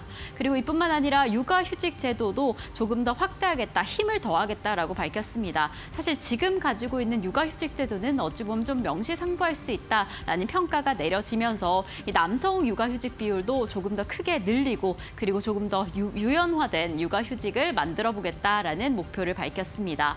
이에 따라서 이 주거, 육아휴직 관련된 저출산 관련주가 움직이기도 했고요. 그리고 난임을 해결함으로써 근본적인 해결책에도 한 발자국 다가가겠다라는 의지가 보여졌는데 지금 가입력 검사도 그렇고 이 부담률을 시술에 대한 부담률을 좀 낮추기 위해서 여러 가지 난임책을 내놓았습니다. 해당 관련해서도 바이오 관련주들이 또 기대가 됩니다. 난임 치료 관련주로 치바이오텍이라던가 테라젠 이텍스, 비스토스와 같은 관련주들이 움직일 것이다라고 예측이 됩니다. 이렇게 저출생 관련 대책이 나온 이후에 해당 일에 저출생 관련주가 좀 크게 움직였습니다. 꿈비, 제로투세븐, 아가방 컴퍼니, ASMG, 엔터와 같은 종목들이 정말 발표 이후로 크게 기대감도 가지기도 하고 움직이는 종목들이 확인이 되었는데 그 움직임, 이 상승세 어떻게 이어지게 될지 해당 대책들이 어떻게 이루어지게 될지 계속 살펴보시는 게 중요할 것 같습니다. 네, 이어서 오늘 시장에서 움직이고 있는 기업들 함께 살펴보고 가도록 하겠습니다. 네, 오늘은 주식회사 플래저의 김덕구 대표 그리고 프레스티지 경영전략연구소의 반정민 소장 모셨습니다. 안녕하십니까? 네, 먼저 김덕구 대표님께서 가지고 오신 기업 만나보도록 하겠습니다. DB하이텍입니다. 오늘 시장에서 급등 흐름이 나오고 있는 상황인데 DB하이텍을 어떻게 보실까요? 보니까는 이제 테슬라의 관련 납품 소식이 있었고, 근데 이제 좀 신기한 게 요 뉴스가 사실 며칠 전에도 있었거든요. 그러니까 오늘 이게 좀 반응을 하는 것 같습니다. 이게 그러니까 참 저도 말씀드리긴 좀 어렵습니다만, 그러니까 지금 시장이 사실 이제 이슈에 굉장히 좀 목이 말라 있는 건 사실인 것 같습니다. 아무래도 이제 2분기도 이제 슬슬 마무리를 향해 달려가고 있고, 다음 달부터 하면은 또 이제 2분기 실적들을 삼성전자, LG전자를 비롯해서 이제 본격적 발표가 나오기 시작할 것 같은데, 그럼 여기서 이제 주목을 받는 게 DB 하이텍이라는 기업을 다시 한번 떠올려 본다고 했을 때는 우리가 이제 파렌치 파운드리 이쪽 부분에서는 그래도 꽤나 강자로 우리가 DB 하이텍을 많이 주목을 했었죠. 근데 사실 AI 부분에서의, 그러니까 특히 이제 HBM 의 부분에서 좀 많이 소외가 되다 보니까 이제 우리가 잘 알고 있는 DB 하이텍을 비롯해서 굉장히 많은 반도체 종목들 중에서 좀 조정을 많이 받은 대표적인 종목이 아닐까라고 보고 있고요. 오늘 이제 또 이렇게 상승을 했던 부분들은 지금 테슬라가 이번에 중국에 완전 자율주행을 적용을 한다, 이 내용들이 계속 호도가 되기 시작하면서 이제 테슬라 관련 종목들 좀 급등하는 이런 모습들이 나왔는데, 일단 저는 이제 이 내용을 좀 살펴보고 나니까 일단 오늘 급하게 매수를 하실 필요는 없다. 오히려 조금 더 7월이나 8월 정도에 조정이 나왔을 때 한 번 정도는 더 매수할 수 있는 기회가 있을 때가 충분히 있기 때문에 뭐 오늘 이렇게 무리하게 잡으실 필요는 없다라고 저는 봤고요. 일단 이번에 테슬라가 사실은 이제 반도체 공장 자체가 없습니다. 그러니까 이제 만약에 어떤 차량 반도체를 만들려고 하면은 뭐 팹리스 업체에게 이제 위탁을 해서 그러니까 너희가 이거 설계해서 만들어 와라 이런 식으로 이제 주문을 이제 흔히 말하는 하청을 많이 준다는 개념 보시면 될 것 같은데 이번에 이제 테슬라향 반도체를 만든다라고 하는 부분들이 이제 우리가 잘 아는 뭐 ADAS, 그러니까 운전자 지원 시스템이라든가 뭐 이런 핵심 칩을 만드는 게 아니라, 그러니까 나머지 이제 그 외 일반적인 이제 커머디티 칩을 만드는 부분에 좀 속합니다. 그러다 보니까 이 칩을 만드는 회사가 이제 이번에 중국계 미국 팹리스 기업이 이번에 6월에 지금 이제 실사를 나오게 됐다는 내용이 좀 빠르게 보도가 된 것 같고요. 아마 이제 앵커님께서 말씀하셨던 거는 이제 이제 앞으로 이제 10월에 테슬라에서 실사가 나올 것이다 이 얘기가 나왔었는데 6월에 나온다 이 얘기는 사실은 없었어요. 그러니까 이번에 6월에 나온다는 얘기가 좀 빨리 나오다 보니까 아 진짜 테슬라가 지금 급하긴 급한가 보다 이렇게 지금 해석을 한 거죠. 그러니까 오늘 이제 좀 이렇게 급등이 좀 빠르게 나온 거라고 보고 있는데 문제는 이 DB 하이텍만 단독 수주를 한 게 아니라 이 SK 키파운드리에서도 이미 지금 테슬라에 탑재되고 있는 이 반도체를 일부 생산하는 걸로 알고 있고요. 이 중에서 이제 DB 하이텍이 또 강자라고 얘기가 나왔던 이 PMIC 이 제품군을 이제 빠르면 SK 키파운드리가 이제 7월에 양산을 할 것으로 지금 전망이 되고 있습니다. 네. 그러다 보니까 오히려 이 부분의 수주를 좀 봤을 때는 DB 하이텍이 오늘 좀 장중에 급등한 것은 너무도 기쁜 일이지만 좀 조정 여파가 좀 충격이 좀 나올 수 있지 않을까라고 좀 판단하고 있고요. 이번에 이제 만약에 그럼 10월에 이 팹리스 기업과 그리고 이제 이 테슬라가 동시에 이제 실사를 나오게 됐을 경우에는 그래도 우리가 이 팹 중에서도 우리가 BCDOMS, MOS 부분에서는 그래도 강자인 이 하이텍이 조금 더 조명을 받을 가능성은 있기 때문에 뭐 오늘 장중 같은 경우에는 그래도 기존에 보유하시던 분들께서는 55,000원 선 정도에서는 좀 이탈을 하시면서 좀 매도를 좀 내어놓으셔서 좀 차익 실현을 하시는 게 좀 좋다라고 판단을 하고 있고요. 오히려 이제 만약 정말 테슬라와 또 이렇게 실사까지 좀 앞두고 있고 또 2분기 실적 발표 후에 좀 특별한 조정이 없다라면은 5만 원에서 55,000원 사이에서는 한 번 정도 또 매수 포인트가 좀 유효하지 않을까라고 판단을 하고 있습니다. 네, DB 하이텍 아마 오늘 많은 분들이 또 관심 가지실 수도 있을 것 같습니다. 테슬라와 엮여 있기 때문에 아무래도 주가 상승 탄력이 조금 더 강하게 나오고는 있는 것 같은데 다만 이제 김덕호 대표님 의견으로는 오늘 시장에서 만약에 보유하신 분들이라면은 사실 차익 실현을 하는 게 맞겠고 다만 굉장히 괜찮은 재료이기 때문에 5만 원에서 5만 5천 원 사이에서의 매수는 괜찮을 것 같다라는 의견으로 정리를 해보고 가도록 하겠습니다. 그때 다시 테슬라에서 실사가 나오면 그때 다시 저희 DB 하이텍 또 만나보도록 하겠고요. 이어서 두 번째 업종 만나보도록 하겠습니다. 반종희 소장님께서 가지고 오셨는데 원전을 가지고 오셨고 어제 시장에서 좀 강력한 흐름을 나타냈습니다. 원전 같은 경우는 이슈도 많고 좀 모멘텀도 많은데 어떻게 보고 계실까요? 일단 원자력 발전에 대해서 지금 뭐 관련된 이슈 섹터 그러니까 테마로 봤을 때는 0.25% 상승하는 것으로 보여지는데 편차가 굉장히 좀 심하고요. 그리고 우리가 알고 있는 뭐 두산 에너빌리티나 이쪽은 좀 어떻게 보면 좀 조정을 받고 있기는 하지만 그렇게 크게 걱정할 이유는 없을 것 같다라는 말씀을 먼저 드릴 수 있을 것 같습니다. 이슈가 좀 몇 가지 있긴 합니다. 그러니까 최근에 이제 나온 이슈가 뭐냐면은 전 거래일 때 좀 상승했던 이유가 지난 4일 때 그 유럽 원전 사업자 협회 그러니까는 EUR 협회라고 하는데 여기에 발전 분야 옵저버 회원 가입을 인증을 받았다라는 내용들이 좀 있습니다. 그러니까 최종 발급받았다라는 내용인데 이게 왜 좀 중요하냐면 유럽 지역의 이외의 그 원전 사업자가 EUR 협회에 활동할 수 있도록 부여하는 자격이거든요. 부여하는 자격인데 이게 지금 SMR이든 APR 1000이든 원전 수출에 있어서 중요한 교두보를 좀 확보를 할 가능성이 높다 보니까 이렇게 좀 어느 정도 회원가입 인증을 받았다는 것에 대해서는 그래도 좀 기쁜 부분들이 있지 않나. 그래서 앞으로 원전에 대해서는 기대감이 좀 상당한데 저는 개인적으로 좀 몇 가지 우려할 요소들이 있기는 합니다. 먼저 일단은 그 올해 1월 체코 정부에 대해서 최대 4기까지 원전을 추가로 건설할 계획을 좀 발표를 했고 지금 현재 7월 때 체코 원전 우선 협상 대상자가 이제 선정될 예정인데 일단은 지금 3파전에서 2파전으로 갔죠. 그러니까 우리나라와 지금 프랑스로 이렇게 좀 2파전으로 났지만은 인증서를 받았다는 것을 아까 말씀드렸던 EUR을 통해서 인증서를 받았다는 건 증시에서 체코 수주에 따른 기대감이 좀 어느 정도 반영될 수 있다는 것도 생각을 해봐야 되겠지만 한편으로는 왜 지금 이렇게 늦게 발급이 됐는지도 같이 좀 생각을 해보셔야 될 것 같습니다. 그래서 여기에서는 지금은 기대감도 남아있고 한마디로 좀 리스크도 같이 좀 남아있다라고 저는 개인적으로 생각을 하기 때문에 네. 이 점을 좀 잘 가리실 필요가 있지 않을 것 같고요. 있어야 될 것 같다라는 말씀 드리겠고요. 아직까지 지금 원전의 경우에는 결국 체코 원전에 따른 수주 기대감도 어느 정도 반영을 받고 있긴 하지만 전력 수요 급증에 따른 모멘텀이 더 상당히 남아있기 때문에 만약에 그 체코 원전과 관련된 이슈가 부각되고 난 다음에 재료 소멸이다 이렇게만 생각하지 마시고 앞으로 그 전 세계적으로 지금 전력 수요 급증에 따른 이슈가 계속 좀 나와줄 가능성이 있다 보니까 원전과 관련된 종목의 경우에는 계속 좀 관심을 가져보자라는 말씀 드리겠고요. 대표적으로는 이제 두산 에너빌리티와 우리 기술 그리고 BHI가 그나마 좀 저는 괜찮은 걸로 생각이 들고 있기 때문에 이쪽을 이벤트적인 기관적인 부분으로 좀 따져서 트레이딩 관점으로도 좀 유효하지 않나라는 말씀 드리겠습니다. 네, 그러면 지금이 괜찮을까요? 어떻게 보십니까? 지금 시기 때는 나쁘지 않은 것 같습니다. 그래서 지금도 괜찮다라는 말씀 드립니다. 네, 알겠습니다. 원전 쪽은 워낙 뭐 여러 가지 이벤트도 많고 그리고 말씀해 주셨던 것처럼 전력 수요가 늘어나게 되면은 결국에는 필연적으로 이제 늘릴 수밖에 없는 상황인데 그러한 부분을 봤을 때도 사실 장기적으로도 괜찮다라는 의견 전해주셨습니다. 참고해 보시면 좋을 것 같고요. 이어서 김덕호 대표님께서 가지고 오신 기업입니다. SK이노베이션입니다. 오늘 SKENS와의 합병설 때문에 주가가 상승 흐름을 보였는데 약 2시 즈음에 SK이노베이션 측에서 합병설에 대해서 결정된 바 없다 이렇게 좀 공시를 내렸습니다. 뭐 공시는 이렇게 하지만은 늘 그랬지 않습니까? 어떻게 보십니까?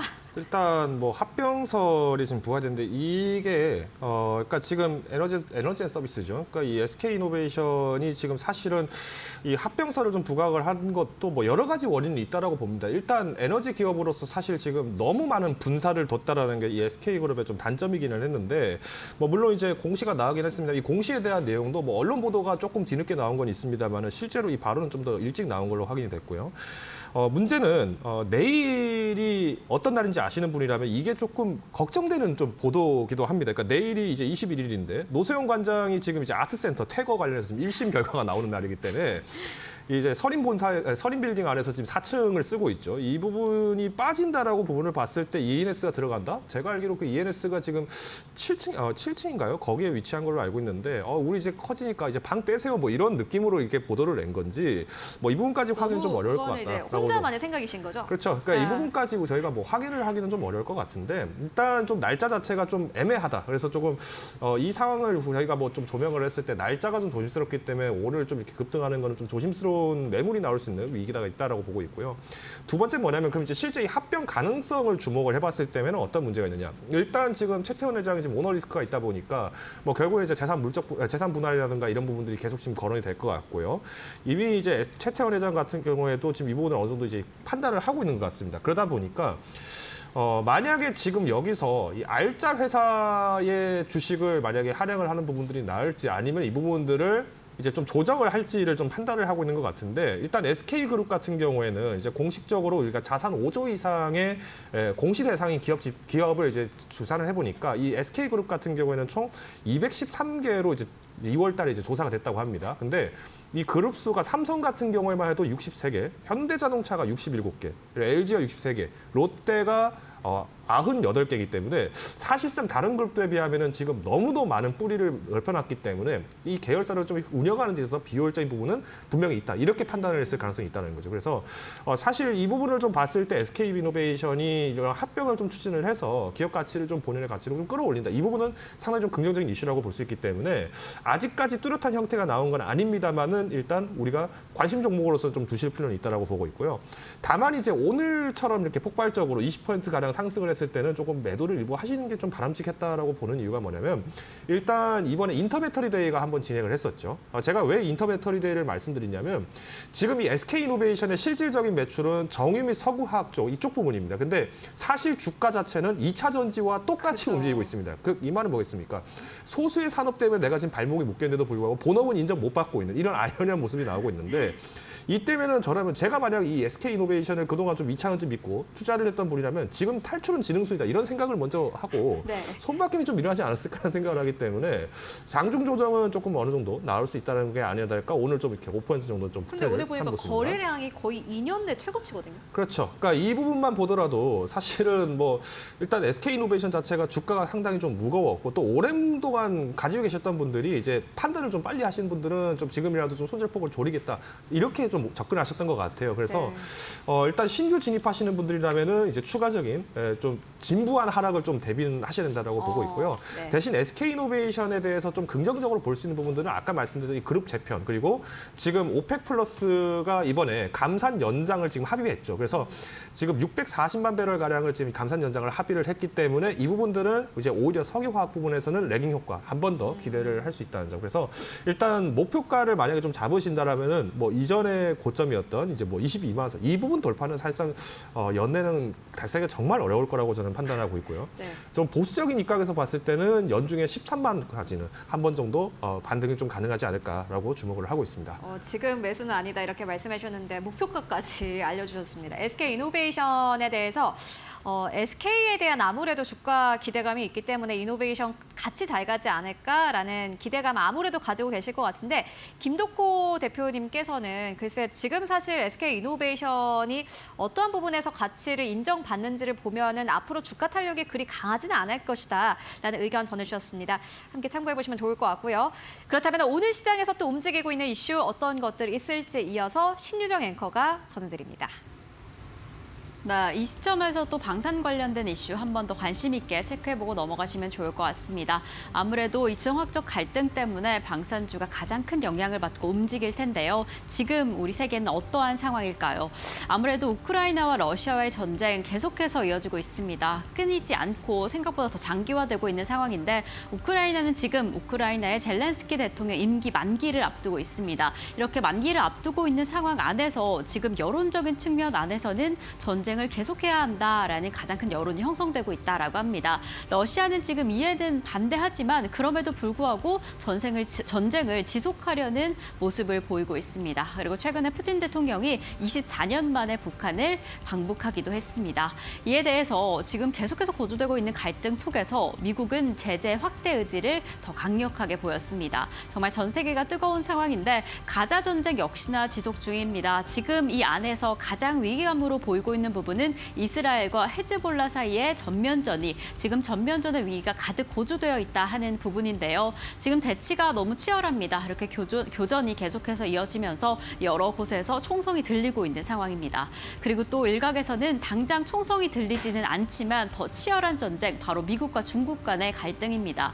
무역 전쟁으로 먼저 가시화되기도 했는데 미중 간의 갈등이 계속해서 좀 자극이 되면서 이 중국 주변국에 대한 외교 그리고 군사적 갈등이 가장 고조화되어 있다라고 합니다. 그래서 지금 중국을 중심으로 그 주변국들이 지금 비용하고 있는 비용의 군사 비용이 가득 계속해서 올라가고 있는 상황이다라고 하는데요. 이 미국, 중국뿐만 아니라 일본, 우리나라까지 지금 측정되고 있는 국방비 계속해서 늘어나고 있습니다. 어떤 상황일지 살펴보도록 하겠습니다. 자, 지금 확인을 해보면 우리나라 역시나 이 국방에 큰 관심을 가지고 지출도 계속해서 늘리고 있습니다. 포괄적 경제동반자 협정을 체결한 이후에 이 방향성에 조금 더 집중해야 한다라는 뉴스가 계속해서 나오고 있고 그리고 중동 수주도 협의가 이뤄지고 있고 동남아 지역 안에서도 국방 수출이 활발하게 일어나고 있다라고 합니다. 이렇게 무기 그리고 국방 측면 안에서 수출과 수입이 활발하게 일어나면서 역시나 관심이 지속되고 있다. 지금 이뤄지고 있는 지정학적 갈등에 많은 관심을 쏟고 있다라고 해석이 되기도 합니다. 이렇게 전 세계적으로 국방비 지출 추이가 계속해서 늘어나고 있는 상황 속에서 역시나 미국 지금 국방 관련된 증시도 그렇고 실적의 전망이 좋습니다. 다음 화면 확인해 보도록 하겠습니다. 우리나라 살펴보기 이전에 글로벌 방산업체들 실적 개선세에 진입했다라는 이야기가 나왔는데 정말 주식이 먼저 움직이고 있습니다. 그리고 우리 방산업체 역시나 하반기 실적도 기대가 몰아내고 주가 역시나 기대가 되는 흐름을 보이고 있는데 지금 가장 대표적인 방산업체로 꼽히고 있는 한화에어로스페이스, 한국항공우주, 현대로템 그리고 LIG 넥스원을 필두로 수주도 지금 상당히 잘 진행되고 있고 수출 모멘텀이 상당하다라고 합니다. 앞으로 예정되어 있는 수출 모멘텀이 지금 주가도 그렇고 실적도 어떻게 이끌어갈 수 있을지 하반기에 조금 더 집중해서 살펴보시면 좋을 것 같습니다.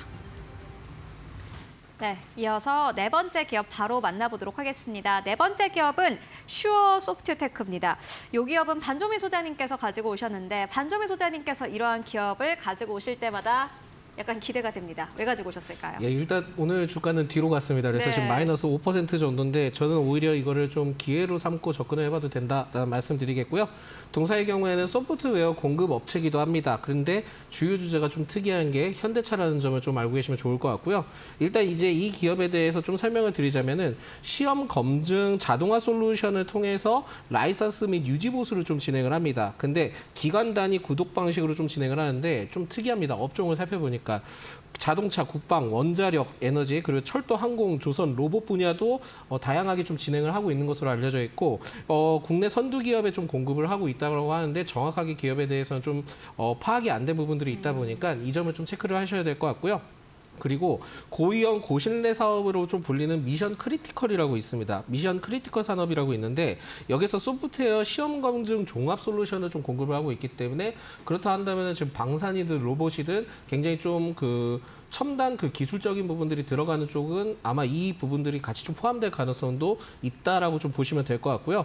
게다가 동사가 좀 특이한 점이 있다 한다면 미국의 뉴스케이 파워와 SMR 검증 사업에 대해서 참여를 했던 이력이 있었습니다. 그렇기 때문에 이런 상황들을 봤을 때는 최근에 이제 테슬라 FSD 관련된 이슈 때문에 주가가 한 번 정도 움직였던 이력이 있는데 지금은 자율주행뿐만이 아니라 이 동사의 경우에는 SMR 원전과 관련된 이슈도 같이 좀 부각받을 가능성도 높고 아까도 말씀드렸지만 방산이든 로봇이든 다양하게 좀 기업들과 레퍼런스를 좀 쌓고 있기 때문에 여러 가지 좀 모멘텀이 많은 기업이다 보니까 주목을 해볼 필요가 있지 않나라는 말씀드리겠고요. 투자 포인트를 좀 살펴봤을 때 이러한 다양한 모멘텀이 있는 것도 중요하긴 하지만 일단 작년 8월 때 150억 규모의 전환사채를 동사가 좀 발행을 했습니다. 네. 근데 지금은 8월이니까 지금 한 두 달도 안 남은 상태인데 그 당시 때 발행을 했을 때 이자율이 모두 0%였거든요. 그렇다면 이거는 주식으로 전환할 가능성이 있다라고 생각하고 투자를 좀 유치받은 것이 아닌가라고 판단할 수 있는데 그때 당시 때 이제 전환가액이 8,189원이었는데 올해 4월에 한번 리픽싱을 했습니다. 리픽싱을 하면서 6,552원으로 조정을 했는데 지금 현재 그 가격보다 아래죠. 그러다 보니까 지금은 매수 관점으로 이러한 관점을 봤을 때 매수 관점은 좀 유효하다라는 말씀드리겠고요. 전체적으로 만약에 기하급수적으로 좀 급등해서 올라간다 하면은 개인적으로는 1차 목표가를 8,000원 그리고 2차를 11,000원 그리고 3차를 한 13,000원대까지 보셔도 되지 않을까라는 말씀 드리겠습니다. 굉장히 낙관적으로 보고 계십니다. 슈어소프트테크 함께 만나보고 왔고 반조미 소장님께서 지난주였던가요? 아가방 컴퍼니를 말씀을 해주셨고 그리고 카페24도 사실 훨씬 이전에 말씀해 주셨는데 그때도 좀 비슷한 이야기를 했던 것 같습니다. 함께 모멘텀 챙겨가시면 좋을 것 같고요. 이어서 다섯 번째 기업 만나보도록 하겠습니다. 김덕구 대표님께서 가지고 오셨습니다. 유한양행 가지고 오셨는데 오늘 2% 넘게 상승세 77,900원대에서 거래가 되고 있습니다. 유한양행도 역시나 마찬가지로 오늘 시장에서 79,000원대까지 올라가기도 했고 어제 시장에서는 외국인과 기관의 쌍끌이 매수가 나오기도 했습니다. 어떻게 보십니까? 일단 유한장행 같은 경우에는 이제 이번에 상패를 했었던 이제 화장품 기업, 그러니까 코스온에 대해서 또 다시 지분 확대를 하면서 이제 정상 경영화를 좀 추진을 하고 있는 것 같습니다. 그러니까 뭐 아시는 분은 아시겠습니다만은 이 코스온이 이제 2013년도 10월에 이제 코스닥 상장을 하고 나서 이제 화장품 쪽 여기 이제 ODM사로서 이제 우리가 잘 알고 있는 뭐 코스맥스와 비롯해서 뭐 4대 강자에 올라갔을 정도로 꽤나 탄탄한 실적을 만들었던 기업입니다. 그러니까 2017년도에만 하더라도 매출 1,000억을 달성했기 때문에 여기에 이제 이 유한양행이 투자를 했던 부분들이 좀 상당 부분 많이 기대를 받았었죠. 그러니까 2015년도에 이제 처음에 150억을 투자를 했었는데 이때 당시 지분을 한 3.8% 정도 취득을 했었고요. 이후에 이제 주가가 좀 이제 반영이 되면서 250억 추가로 반영을 해서 지금 이제 12%, 그러니까 지분을 갖고 최대주주가 됐었습니다. 근데 문제는 뭐였냐면 이제 2017년에서 19년도 사이에 이때 이제 사드 논란이 터지기 시작하면서 매출이 좀 성장을 못했었고 팬데믹 때는 이제 매출이 900원대 이하로 떨어지기 시작하면서 이제 적자로 전환이 되기 시작했죠. 그러다 보니까 23년도에 이제 제가 알기로는 이제 상폐된 걸로 알고 있는데 이 기업에 대해서 다시 이제 지금 정량 추진을 하려고 하는 부분도 어떻게 보면은 지금 우리가 잘 알고 있는 뭐 삐아라든가 뭐 마녀공장 뭐 각종 화장품 기업들이 지금 잘 되고 있는 부분들도 실제로 우리나라에 있는 많은 화장품 매출들이 탄탄하게 나오고 있기 때문에 이 부분들 좀 약간 다시 한번 육성을 하려는 좀 기대가 있다라고 볼 수 있을 것 같은데 이렇게 보면은 유한양이 왜 그렇게 쓰러져가는 회사 살리냐 이렇게 보실 수도 있을 것 같습니다. 근데 좀 재밌는 사실은 기존에 갖고 있던 그러니까 YG 메디의 지분이 지금 55%인데 이걸 49%까지 그러니까 좀 지분을 일부 매도를 하면서 오히려 자회사가 아니라 이제 계열사가 아니라 이제 같이 투자하는 회사로서 이렇게만 좀 축소를 해놓고 이 축소한 현금을 다시 또 이제 코스온하고 또 이제 마이크로바이옴으로 또 유명한 이 A2Z 이 두 기업에 좀 지분 강화를 하는 데 샀다고 하다 보니까 지금 유한양의 입장에서는 그래도 내가 뭐 랭라자라든가 이제 이런 리브란트 병용요법 이런 부분에서 또 기대감이 있고 또 여기 이제 수출이 좀 탄탄하게 나오니까 이제는 알짜 종목들을 좀 많이 다뤄보겠다 이런 좀 욕심이 좀 생긴 것 같습니다. 그래서 저는 일단 이 랭라자 같은 경우도 병용요법이 지금 아직까지는 FDA의 그 허가를 이제 기다리고는 있습니다만은 이번 아스코 때 이제 좀 긍정적인 발표를 하다 보니까 이제 통과 가능성을 좀 전망을 높게 하고 있는 것 같고요. 일단 빠르면은 허가 결과가 이제 8월 20일 전에 나올 것으로 지금 이제 월가에서는 좀 예상을 하고 있는 것 같습니다. 그래서 일단 이 종목 같은 경우에 좀 대응을 하시는 방법은 7월 말까지는 그래도 한 번 정도 보유 전략을 취하시고 빠르면은 8월 초순 정도에 이제 발표가 될 수 있기 맞아요. 때문에 이 전으로 조금 이렇게 좀 분할 매도를 하시는 전략이 좀 필요하지 않을까 보고 있습니다. 물론 극대화를 위해서 더 공격적으로 매수하시는 분들도 계시긴 하겠습니다만은 지금 시장 자체가 지금 FDA에서 최근에 우리가 알고 있는 뭐 HLB조차도 그러니까 사실은 뭐 병용 효과가 훨씬 더 뛰어나고 있고 비교 대상보다도 훨씬 뛰어난데 불구하고 다시 검토해봐라 이런 식으로 이제 조금 약간 다시 검토해라 이런 식으로 좀 경쟁을 좀 하고 있기 때문에 이 부분들이 이제 좀 단기적인 변동을 만들 가능성도 우리가 전혀 무시할 수는 없다. 그래서 좀 방어를 하기 위한 전략으로서 지금 바이오 종목들이 계속 거론되고 있는 부분을 감안해 봤을 때는 일단 현재 구간에서는 변동성 대비해서 좀 탄탄한 실력을 기대할 수 있는 이 유한양행은 홀딩 전략 취하시고 8월 초순에는 조금 일부 전략적인 매도로 필요하다라고 판단을 하고 있습니다. 네, 알겠습니다. 긍정적인 의견을 주신 걸로 정리를 해보고 가도록 하겠습니다. 이어서 다음 기업 만나보도록 하겠습니다. 앞서서 이제 김덕구 대표님께서는 SK이노베이션 가지고 오셨었고 좀 다른 이슈긴 했습니다만은 삼성 SDI를 이제 반정민 소장님께서 가지고 오셨습니다. 인터배터리 때문에 가지고 오신 걸까요? 네, 맞습니다. 네. 그 인터배터리 지금 좀 굉장히 좀 조용한 것 같아요. 네, 근데 네. 저는 아직까지 좀 그 여지가 남아있기 때문에 충분히 관심을 가져볼 필요가 있지 않을까라는 말씀드리겠고요. 일단 지금 삼성 SDI 경우에도 이 인터배터리 유럽에 지금 참가를 하고 있습니다. 참가를 하고 있는데 지금 그 동사의 경우에 이슈가 좀 부각받았던 게 뭐냐면은 삼성 배터리 박스 1.5를 좀 공개를 했거든요. 근데 이 1.5가 우리가 알고 있는 2차 전지의 경우에는 대부분 이제 전기차에 들어가는 배터리만 좀 생각하시는데 지금 동사의 경우에는 ESS 제품을 통해서 삼성 배터리 박스의 신제품을 좀 공개를 한 이력이 있습니다. 그러다 보니까 여기에 뭐 추가적으로 앞으로 전력용 ESS 제품에 들어가는 그 LPE 배터리를 또 추가하겠다라는 내용들이 있었거든요. 그렇다 보니까 이 포커스를 봤을 때 전기차 배터리 쪽도 뭐 이제 앞으로 좀 기대가 되긴 하지만 지금은 ESS 쪽에 좀 포커스를 맞추는 것 같습니다.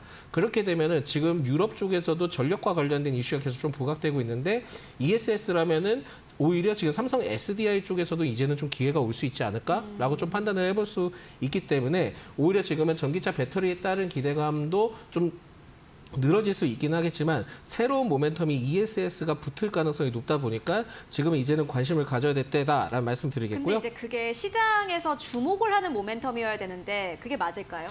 그렇게 될 수 있도록 해야겠죠. 그러니까 네, 이거는 네. 삼성 SDI 쪽에서 굉장히 좀 많이 노력을 해야 될 겁니다.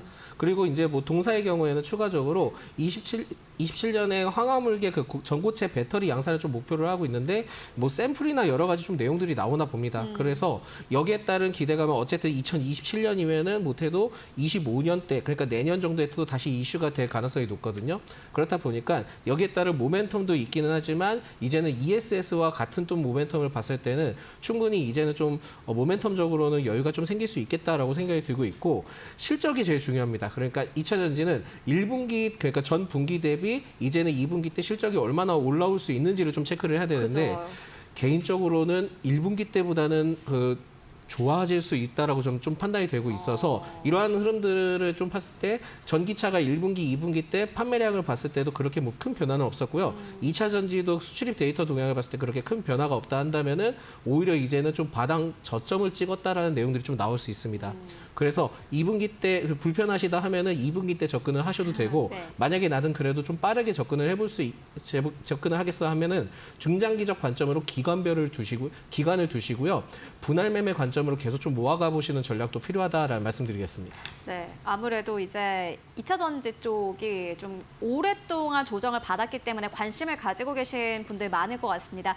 다만 뭐 SK이노베이션이 여러 가지 좀 노이즈가 있는 상황이고 반정민 소장님께서는 삼성 SDI에 대한 투자 의견 전해주셨었는데 ESS 쪽을 좀 주목을 해보자라는 의견 함께 듣고 왔습니다. 이제는 좀 바닥을 찍고 실적이 반등할 수 있지 않을까 하는 기대감도 가져보도록 하겠습니다. 지금까지 김덕호 대표 그리고 반정민 소장과 함께했습니다. 고맙습니다.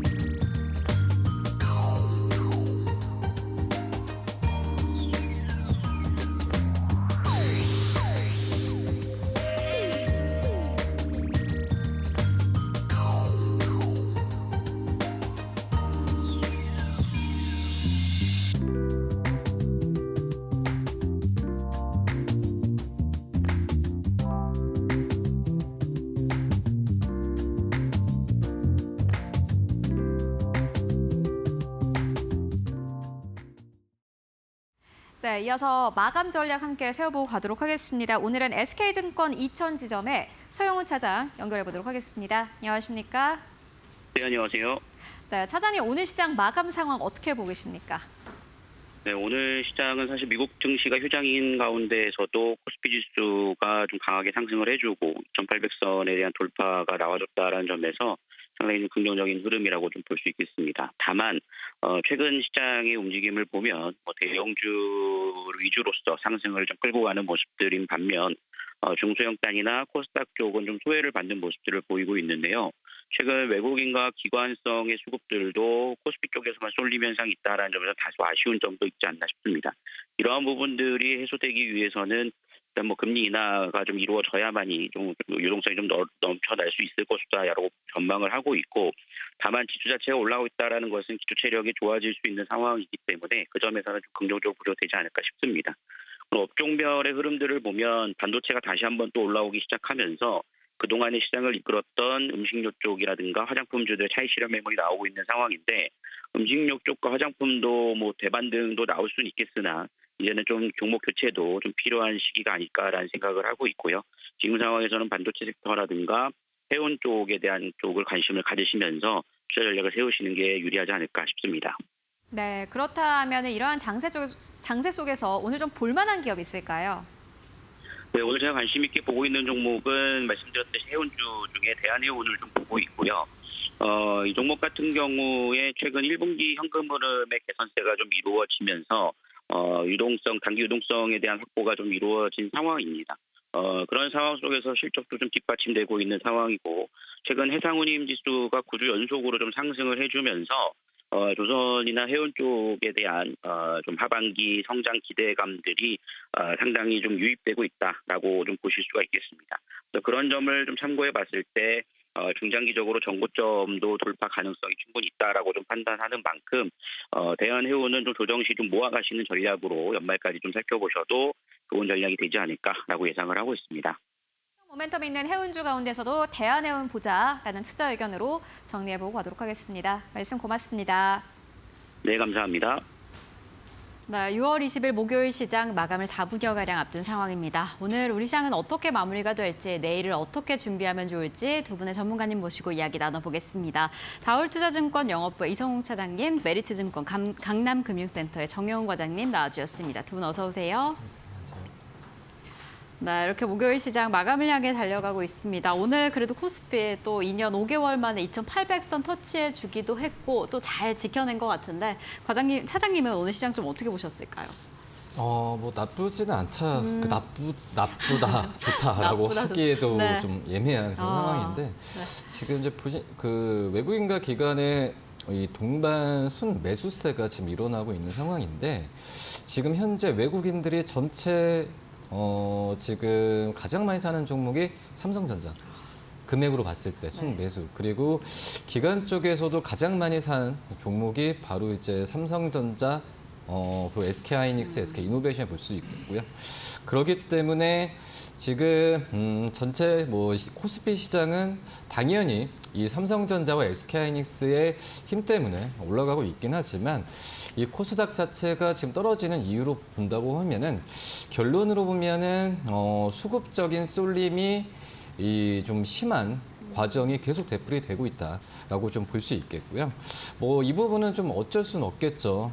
지금 현재 시적 추정치 베이스가 올라가는 섹터가 AI와 관련된 이제 반도체 종목들이 집중이 되어 있는 그런 상황이라고 볼 수 있겠고 또 이제 미국 쪽에서만 본다고 했을 때도 미국도 마찬가지인 것 같아요. 이 AI를 비롯한 IT 빅테크 기업들에 대한 쏠림 현상이 심하기 때문에 그대로 우리나라 시장 쪽에서도 반응을 하고 있지 않나라고 좀 생각이 좀 되고 있고요. 그렇기 때문에 하락 종목수가 더 많은 그런 최근 시장에서 지수의 2,800선에 대한 돌파 또 이제 안착에 대한 부분이 썩 그렇게 반갑지만은 않지 않나라고 좀 생각이 되고 있고요.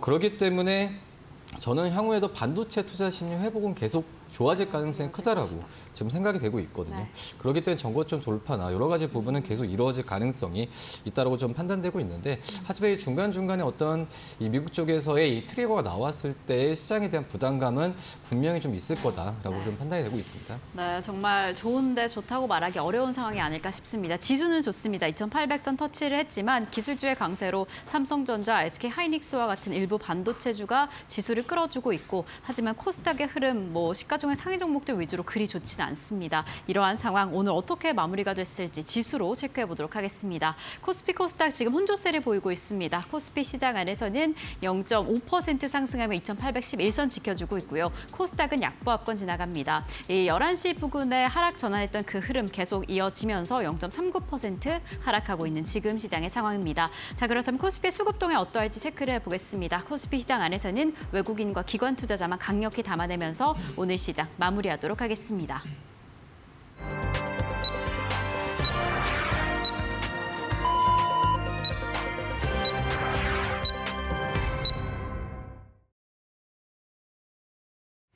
네, 6월 20일 목요일장 모두 다 마무리가 됐습니다. 여러분들 오늘도 고생 많으셨습니다. 간밤 증시가 휴장을 한 가운데 뉴욕 증시가 부재한 상황 속에서 오늘 우리 증시가 출발을 했고 그래도 코스피가 2,800선 도달을 했습니다. 그렇다면 오늘 시장 전체적으로 봤을 때는 어떤 섹터가 강했고 어떤 종목이 강했는지 먼저 분위기부터 살펴보고 가도록 하겠습니다. 네, 먼저 마켓 스핀을 통해서 알아보도록 하겠습니다. 일단 오늘 우리 증시 같은 경우에는요. 저출산 정책 관련주 7% 이상의 급등 흐름 나타냈습니다. 확실히 오늘 시장이 거의 주인공이었고요. 두 번째로는 오늘 피팅 쪽이 4% 넘게 상승세, 대형고래 관련주도 오늘 시장에서 3.6% 이상 상승 흐름 보였습니다. 해운 쪽도 좋았고요. 3% 이상 상승 흐름 보였고 에너지 쪽도 오늘 시장에서 2% 넘게 상승세 보였습니다. 그리고 오늘 업종별로 봤을 때는 정유 쪽이 5.6% 넘게 상승 흐름을 보였습니다. 앞서서 저희 파이널 샷에서도 만나보고 왔지만 SK이노베이션의 개별적인 이슈와 함께 SK이노베이션의 주가가 두 자릿수의 급등 흐름을 나타내면서 오늘 시장에서 정유주들이 전반적으로 올랐는데 간밤에 뉴욕 증시는 휴장을 했지만은 뉴욕 상품거래소가 또 열렸고 여기서 WTI가 장중한 때는 81.9달러 선까지 올라가기도 했습니다. 유가가 다시 한번 상승 탄력을 좀 받기 시작을 한 건데 결국에는 하락하면서 거래를 마감을 했습니다만은 유가가 결국엔 상승 흐름을 타고 있고 SK이노베이션뿐만이 아니라 이 정유주들이 오늘 시장에서 전반적으로 상승 탄력을 강하게 받았습니다. 전기가스 업종도 오늘 시장에서 5% 이상 강세 흐름을 보였습니다. 그렇다면 오늘 시장 지수는 어느 정도에서 마감을 했을까요? 함께 지수 마감 상황 살펴보고 가도록 하겠습니다. 네, 오늘 양시장이 약간 엇갈리면서 거래를 마감을 했습니다. 코스피가 그래도 2810선을 좀 지켜낼 수 있을 줄 알았는데 오늘 시장 결국에는 2807선에서 거래를 마감을 했습니다. 0.37%의 상승 흐름으로 거래 마감했고요. 어제장 대비해서 10포인트 이상 오르면서 결국에는 코스피가 2800선을 탈환을 했습니다. 정말 앞에 오랜만에 보는 숫자입니다. 28이 들어가 있고요. 오늘 코스닥 같은 경우에는 0.4% 하락으로 거래를 마감을 했습니다. 오늘 일단은 뭐 출발 자체도 사실 강하지는 않았습니다. 강보합 수준에서 거래를 출발을 했었는데 결국에 낙폭을 확대시킨 것은 12시 부근쯤이었습니다. 오늘 외국인과 기관 투자자들의 수급이 약간 좀 엇갈리는 흐름으로 거래를 출발을 했고 결국에는 하락으로 거래 마감했는데 보시다시피 3.6포인트 이상 내리면서 857선에서 거래 마감했습니다. 860선 이탈 나왔습니다. 그렇다면 오늘 시장 1위권부터 5위권까지 흐름 어땠을까요? 함께 만나보도록 하겠습니다. SK하이닉스 1.7% 넘게 상승세, 결국에는 한국 증시를 이끌고 있는 것은 IT 투톱 기업들입니다. 지금까지는 SK하이닉스만 가고 삼성전자는 사실 못 가는 장이었는데 그래도 삼성전자가 오늘 시장에서 81,000원대 그대로 지켜내면서 거래를 마쳤습니다. 81,600원대, 오늘 장중한 때는 82,000원대까지 올라가기도 했습니다. 그래도 삼성전자 쪽으로 매수가 들어오는 것은 굉장히 긍정적입니다. 다만 LG에너지솔루션, 현대차, 삼성바이오로직스까지는 오늘 일제 하락하면서 거래를 마감을 했습니다. 쉬어가는 장세였고요. 6위권부터 10위권까지를 함께 만나보시죠. 우선주 1.7% 넘게 상승세, KB금융 같은 경우는 2.4% 상승하면서 88,800원대에서 거래 마감했습니다. 오늘 시장 앞에 KB금융 팔자 달면서 거래 마감했고요. 기아 1% 하락세, 셀트리온 1% 하락세, 포스코홀딩스 오늘 시장에서 0.5% 하락하면서 거래 마감을 했습니다. 오늘 11위권부터 15위권까지를 함께 만나보고 가도록 하겠습니다. 네이버 다시 한번 하락했고 신한지주가 오늘 시장에서 2.8% 넘게 상승하면서 거래 마감했습니다. 금융주가 굉장히 강한 하루였고요. 코스닥 1위권부터 5위권까지를 함께 만나보도록 하겠습니다. 네, 알테오젠 1.7% 넘게 상승세, 에코프로 계열들은 계속해서 흐름 자체는 좋지 않습니다. BM과 에코프로 모두 다 하락하면서 거래 마감을 했고요. HLB는 0.16% 강보합권 63,500원대에서 거래 마감했습니다. 엔캠 같은 경우는 오늘 시장에서 271,000원대에서 거래 마감을 했는데 결국에 오늘 코스닥은 좀 희비가 강하게 엇갈리는 장이었다. 이렇게 정리를 해볼 수 있을 것 같습니다. 지금까지 마감 상황 함께 살펴보고 왔습니다. 자, 이렇게 목요일 시장 마무리가 됐습니다. 이제 내일 시장 안에서는 뭐 코스피 2,800선 계속해서 지지해줄 수 있을지 아니면 오늘도 역시나 정말 일부 종목 반도체 섹터 안에서만 강력한 힘이 확인이 됐기 때문에 계속 반도체를 봐야 할지 어떤 다른 섹터에 집중하면 좋을지 고민이 좀 되실 것 같은데 내일 전략에 대해서 이야기 좀 나눠보겠습니다. 자, 차장님 내일 시장 좀 어떻게 준비해 보시면 좋을까요? 어떻게 보고 계시나요? 오늘 분위기가 네. 좀 이어지지 않을까라고 좀 생각이 되고 있는데 이제 어떤 분위기는 분위기라고 하더라도 제가 봤을 때는 이제 전략을 좀 많이 좀 생각을 더 많이 해야 되지 않을까라고 좀 생각이 되고 있고요. 지금 외국인들이 5월 달에는 순매수 괜찮았는데 지금 6월 달에는 순매수지만 강도는 좀 약해졌었거든요. 그리고 앞서서 말씀드렸다시피 이 반도체 쪽으로의 집중이 좀 되어 있는 상황인데 우선은 지금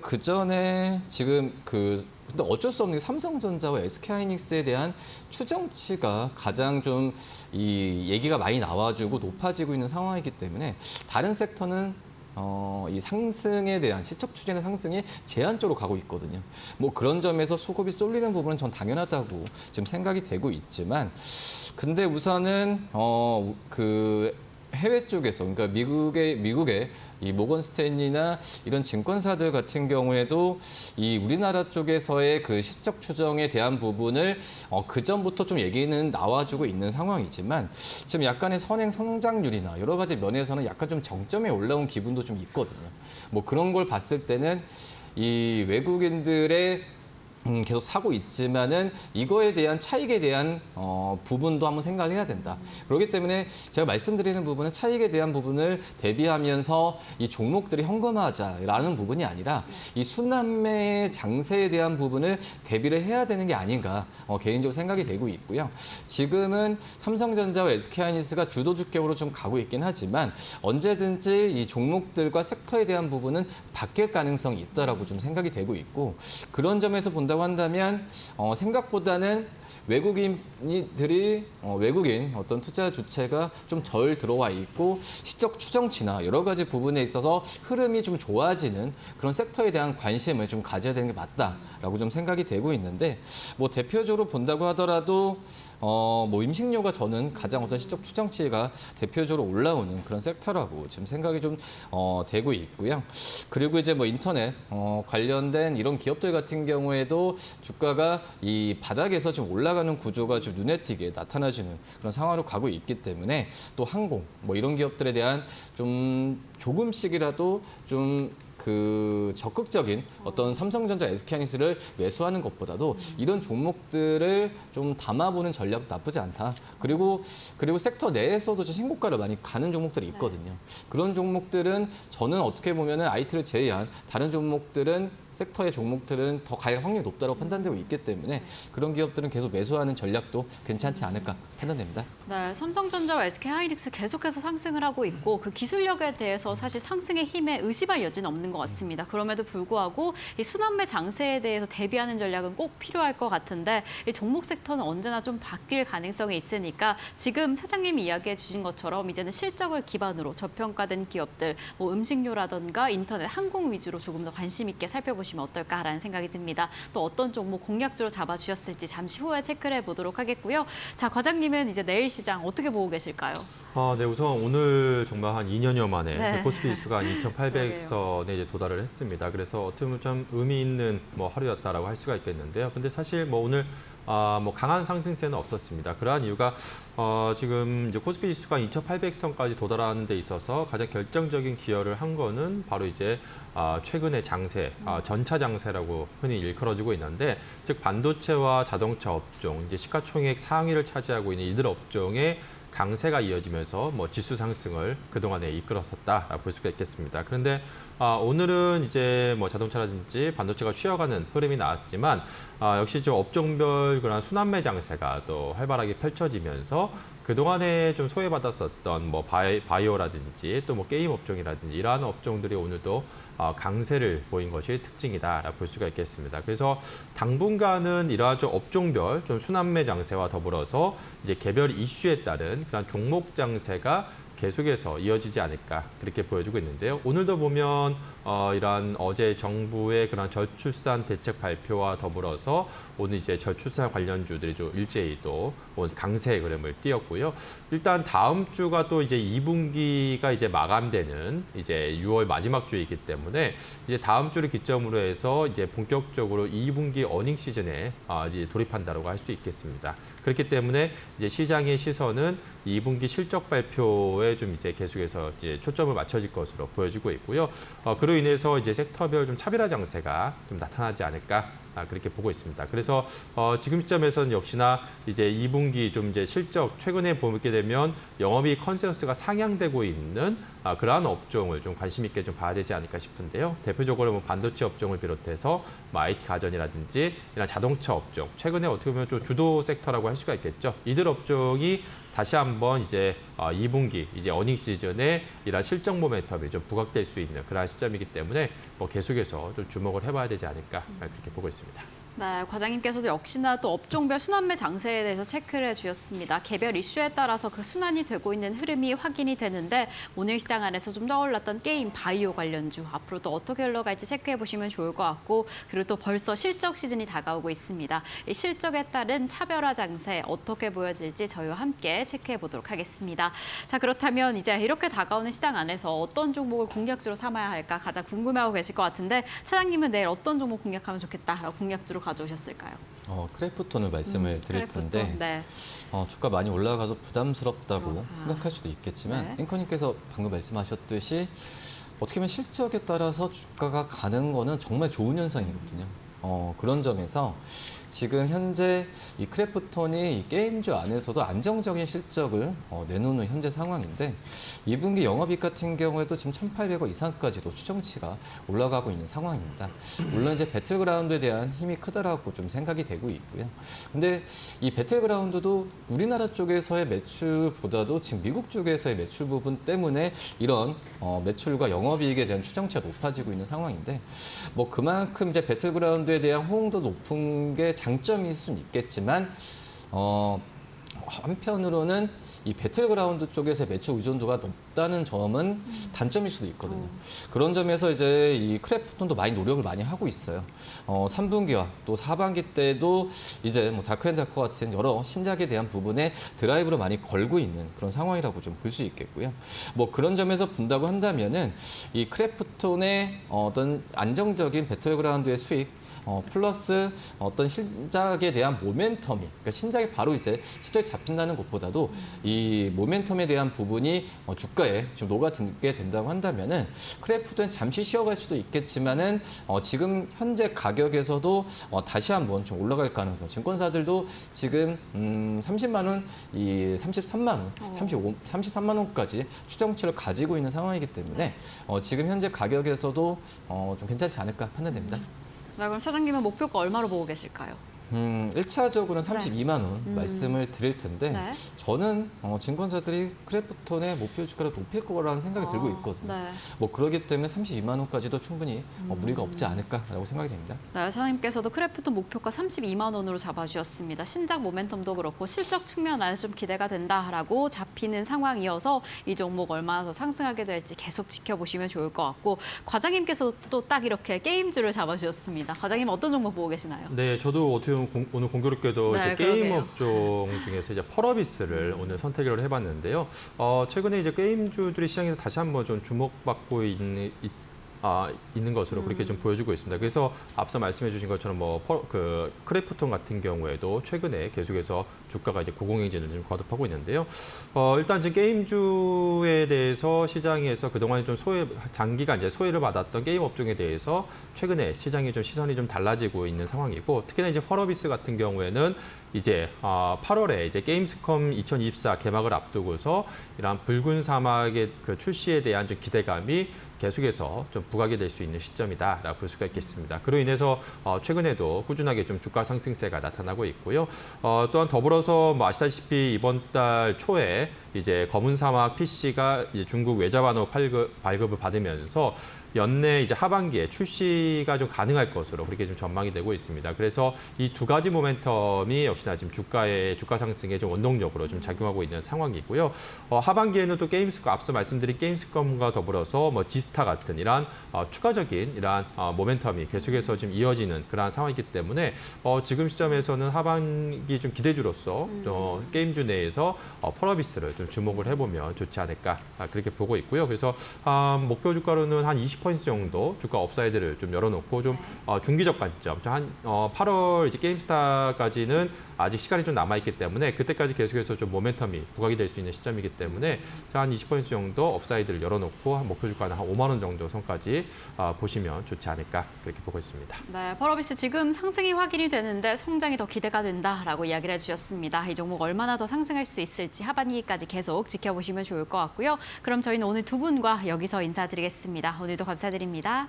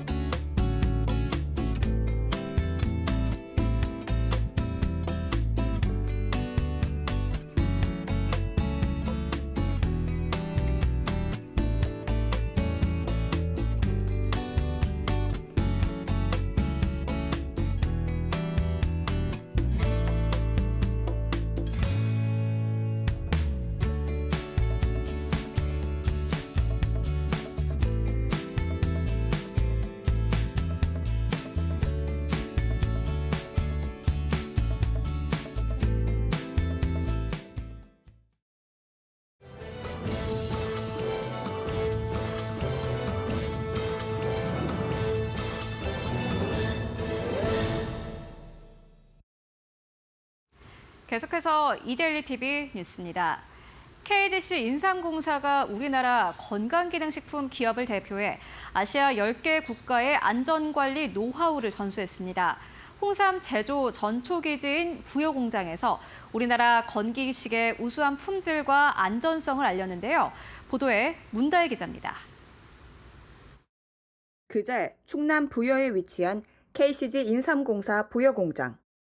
아시아 10개국에서 온 20명의 식품 안전 담당 공무원들이 홍삼의 제조 과정과 건강기능식품 안전관리 시스템을 설명받고 있습니다. 식약처가 주관하는 한아시아 농축수산물 안전관리 기술협력 세미나에 참석한 식품안전정책 담당 공무원들로 인삼공사는 우리 건기식의 안전관리 시스템을 소개했습니다. I am very impressed to see in person the quality control sites of Korea's leading health functional food company. And so with that, I look forward to even more active exchanges between our two countries in the future. 이들이 찾은 부여 공장은 해외 40여 개국으로 수출하는 300여 종의 홍삼 제품을 생산하는 공장. 할랄과 코셔 인증도 획득해 세계 홍삼의 제조 기준으로 꼽힙니다. 철저한 품질 관리로 한국 건기식 제조 기준 인증과 호주와 일본 등 해외 기관으로부터 우수 의약품 제조와 품질 관리 기준 인증을 획득했으며 식품안전관리 인증 기준과 전 세계적으로 통용되는 식품안전 경영 시스템인 FSSC 22000을 획득해 글로벌 안전 기준에 부합하는 품질 관리 시스템을 인정받고 있습니다.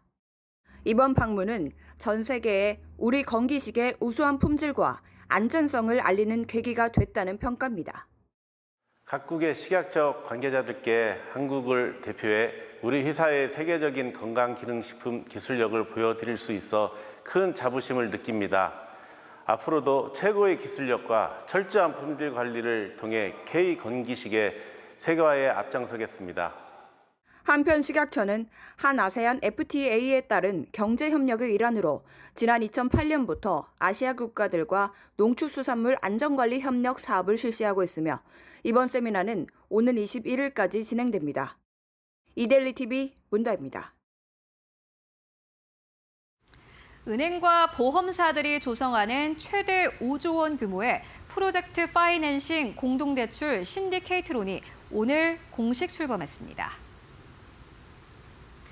금융위원회는 오늘 서울 중구은행회관에서 5개 은행과 5개 보험사가 PF 신디케이트론 업무 협약을 체결했다고 밝혔습니다.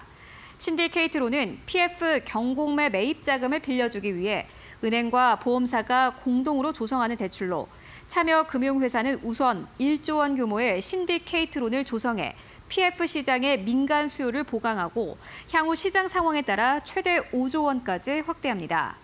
은행의 80%, 보험권이 20%씩 나눠 자금을 부담하며 공동대출의 최소 여신 규모는 300억 원입니다. 대출 대상은 일정 수준의 사업성을 확보한 부동산 PF 사업장 가운데 소송 등 법률 리스크가 없고 대주단 분쟁이 없는 경우로 한정합니다. 김소영 금융위원회 부위원장은 PF 신디케이트론이 상대적으로 금리가 낮고 브릿지론의 본 PF 전환이 용이해 경공매 시장에 참여한 참여자의 매수 여력이 확대될 것이라고 말했습니다.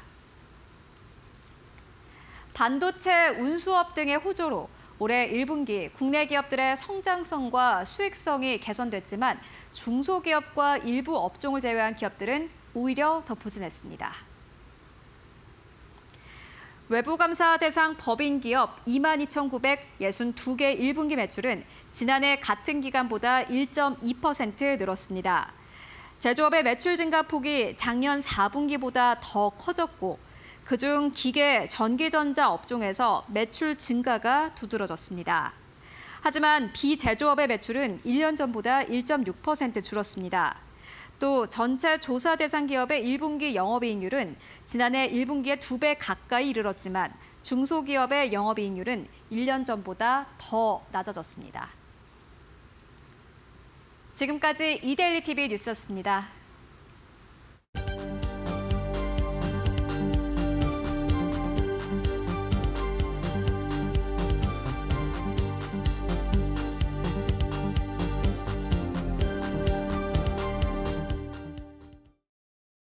오늘 저희가 준비한 소식은 여기까지입니다. 저희는 내일도 든든하게 함께하겠습니다. 시청해주신 여러분 모두 고맙습니다.